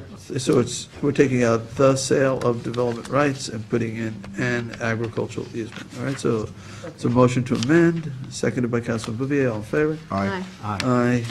And so it's now amended. I'll make a motion to approve Same as, second. approve as amended, same second, all in favor? Aye. Aye. Aye, so that's approved. 345 of 2019, authorized acquisition of lands of Corrigan Family Limited, Corrigan Family Properties LLC, Watermill, and amends the CPF management plan to include that property. Second. Seconded by Councilman Scavone. This is the one, sort of a peninsula in a way, in Mill Pond. It's got the two structures on it, and they would be removing the structures prior to us acquiring it. The red maple swamp. Yeah. It certainly makes sense for that to be a preserved piece of property. Looks like it's sort of surrounded on all, at least three sides by water. So, all right, so it was seconded by Councilman Scavone, all in favor? Aye. Aye, approved. So we will acquire that, and we have some additional walk-on. I apologize, I'd like to do these early in the meeting, at least get them onto our agenda. Hopefully, it's nothing too controversial here, so it doesn't look like it. All right, so there are 6. We will need, all 4 of us, to vote in favor of adding these to the agenda. 31347, it recalls and amends 2019-299, authorizing the Youth Bureau Director, Councilman Scavone, and members of the Youth Government Program to attend the YMCA High School State Assembly in Albany on March 15th through 17th. Tommy John, what's the amendment there? It's just, It had to do with the numbers. The last amendments stated about $700 expenditure by the town, but it's actually $2,700. And of that, $2,070 will be collected from the kids who are going. They're actually paying their own way, but $700 for travel and hotel expenses for staff. okay. Then 31353 is the warrant, number 5. 31360 authorizes and accepts a donation of the land of Southampton Volunteer Ambulance, Inc. to the Southampton Town Ambulance District. 31362 authorizes supervisor to sign 2019 extension and amendment for contract with AJI Authentic Mexican Food for Hot Dog Beach. 31364 recalls and amends Resolution 2019-184 for McLean Associates for professional services associated with Reeves Bay Nature Trail and Catwalk. And 31365 authorizes the supervisor to sign an additional 6-month extension with Johnson Electric Corporation to maintain and repair traffic signals within the town. So I'll make one motion to add those 6 resolutions to our agenda. Second. Second by Councilman Bouvier. All in favor? Aye. Aye. Any opposed, abstentions? Okay, that sounded unanimous. All right, so they are now part of our agenda, and let's take them one by one. Resolution 31347, recall and amend Resolution 2019-299 to authorize the Youth Bureau Director, Councilman Scavone, and members of the Youth and Government Program to attend the YMCA High School State Assembly in Albany on March 15th to 17th, 2019. I shouldn't say that. Second. Seconded. That was waiting. Seconded by Councilman Bouvier. So one more time, so Tommy John, we're just adding 700 to it? Is that? No, 2,000, about 2,000 to it, but it's But- money that's going to be recouped, but since it's going to be expended by the town, Oh, we're laying it out and then we're getting That it amount back. hasn't really changed. So the actual cost to the town is 700. about $700 Right. roughly. So, okay, and it's a great program. yeah, no, it's excellent. So we had a motion, second, all in favor? Aye. Approved. All right, so the next one, 31353 is warrant number 5, capital number 5, CPF number 5, and payroll liability, seconded by Councilman Bouvier, all in favor? Aye. Approved. 31360 authorizes and accepts donation of land of Southampton Volunteer Ambulance, Inc. to the Southampton Town Ambulance Department. Second. Second by Councilman Scavone. Jim, so did we figure this one out? We had an issue initially with the land not being subdivided? Oh, but it turns out it was, actually. Yeah. It was subdivided, oh, good. So we're good, yeah. Yeah, we don't think we have the health department issue that we're fearing. So this is the property where the ambulance barn is going to be built, and we thought there might be an issue with the subdivision not having been finalized, but it was finalized. Yes, we determined that it was. We did. Kathleen was able to, we found out later on that, in fact, it was subdivided, so we don't have the health department hurdle to. But was there an issue with an encroachment? There was de minimis? There was two, you're right, there was two very de minimis encroachments. One has been resolved, the other one will be resolved. One, there was some parking, but there's an agreement. Fences, there was some minor, very minor encroachments in the fences in the rear of the property, which we believe one has been addressed right now, the other one will be addressed. It will not have an impact on our development of the site for the new Okay. ambulance barn. This piece of property is where the new ambulance barn is going to be. Yes, that's Yes. it. And I think it's important to note that the ambulance company currently owns the piece of property, and they're donating it to the ambulance district. Right. Did we ever figure out how it was acquired, though it may have been acquired was it through donations, or was it acquired with money that the ambulance I believe district? this piece, I think, was acquired through funds that were raised throughout the town program over the years, so it was essentially. Yeah, they raised money. Probably essentially should have been in our name. It probably should have been in our name all along. basically. So, but Probably. it is still nice that they're giving it to us. Well, they're giving it to them, and the people. Right. Yeah, ultimately what they do Well, is. they're giving it And we're from the the commissioners. company to the district. Right. But, it's forethought. They knew that their piece was constraining, and, so they bought this. It makes them much more efficient and serves the public, which is what Right. they do such a great job doing. After the barn is built, I think the other piece will also be given to us, right? That's correct. The piece where they currently have the ambulance barn, but that'll be at a later date. Okay. And then we'll be able to, I guess, surplus it and sell it and use it to recoup some of the funds used to build the ambulance barn. Did we vote on No. 31360? No. Okay, was there a motion? There was a Jay, I motion? think it's a distinction as the commissioners of the ambulance district. We're speaking on behalf of the district, all of that, what Yes. you just said. There was a motion and a second. Okay, well, and Tommy John, you were my second, right? Yes. So all in favor? Aye. Aye, approved. 31362, authorize the supervisor to sign 2019 extension and amendment for contract with AJI Authentic Mexican Food for Hot Dog Beach. Second. Seconded by Councilman Bouvier, all in favor? Aye. Aye, approved. I hear that's pretty good. People have been raving about the Mexican food at Hot Dog Beach, so I'll have to try it. There's a food truck there. Hot Dog Beach was pretty popular last summer. It was pretty popular 30 years ago. Yeah. Yeah. Really? Well, and I'm sure, there must have been a hot dog wagon there. Now there's a taco truck there. So, all right, so that, we voted? Yes. All right. Aye. So we're up to 31364, recall and amend Resolution 219-184 for LK McLean Associates PC for professional services associated with the Reeves Bay Nature Trail and Catwalk. Second. Second, let me just look at what it's doing.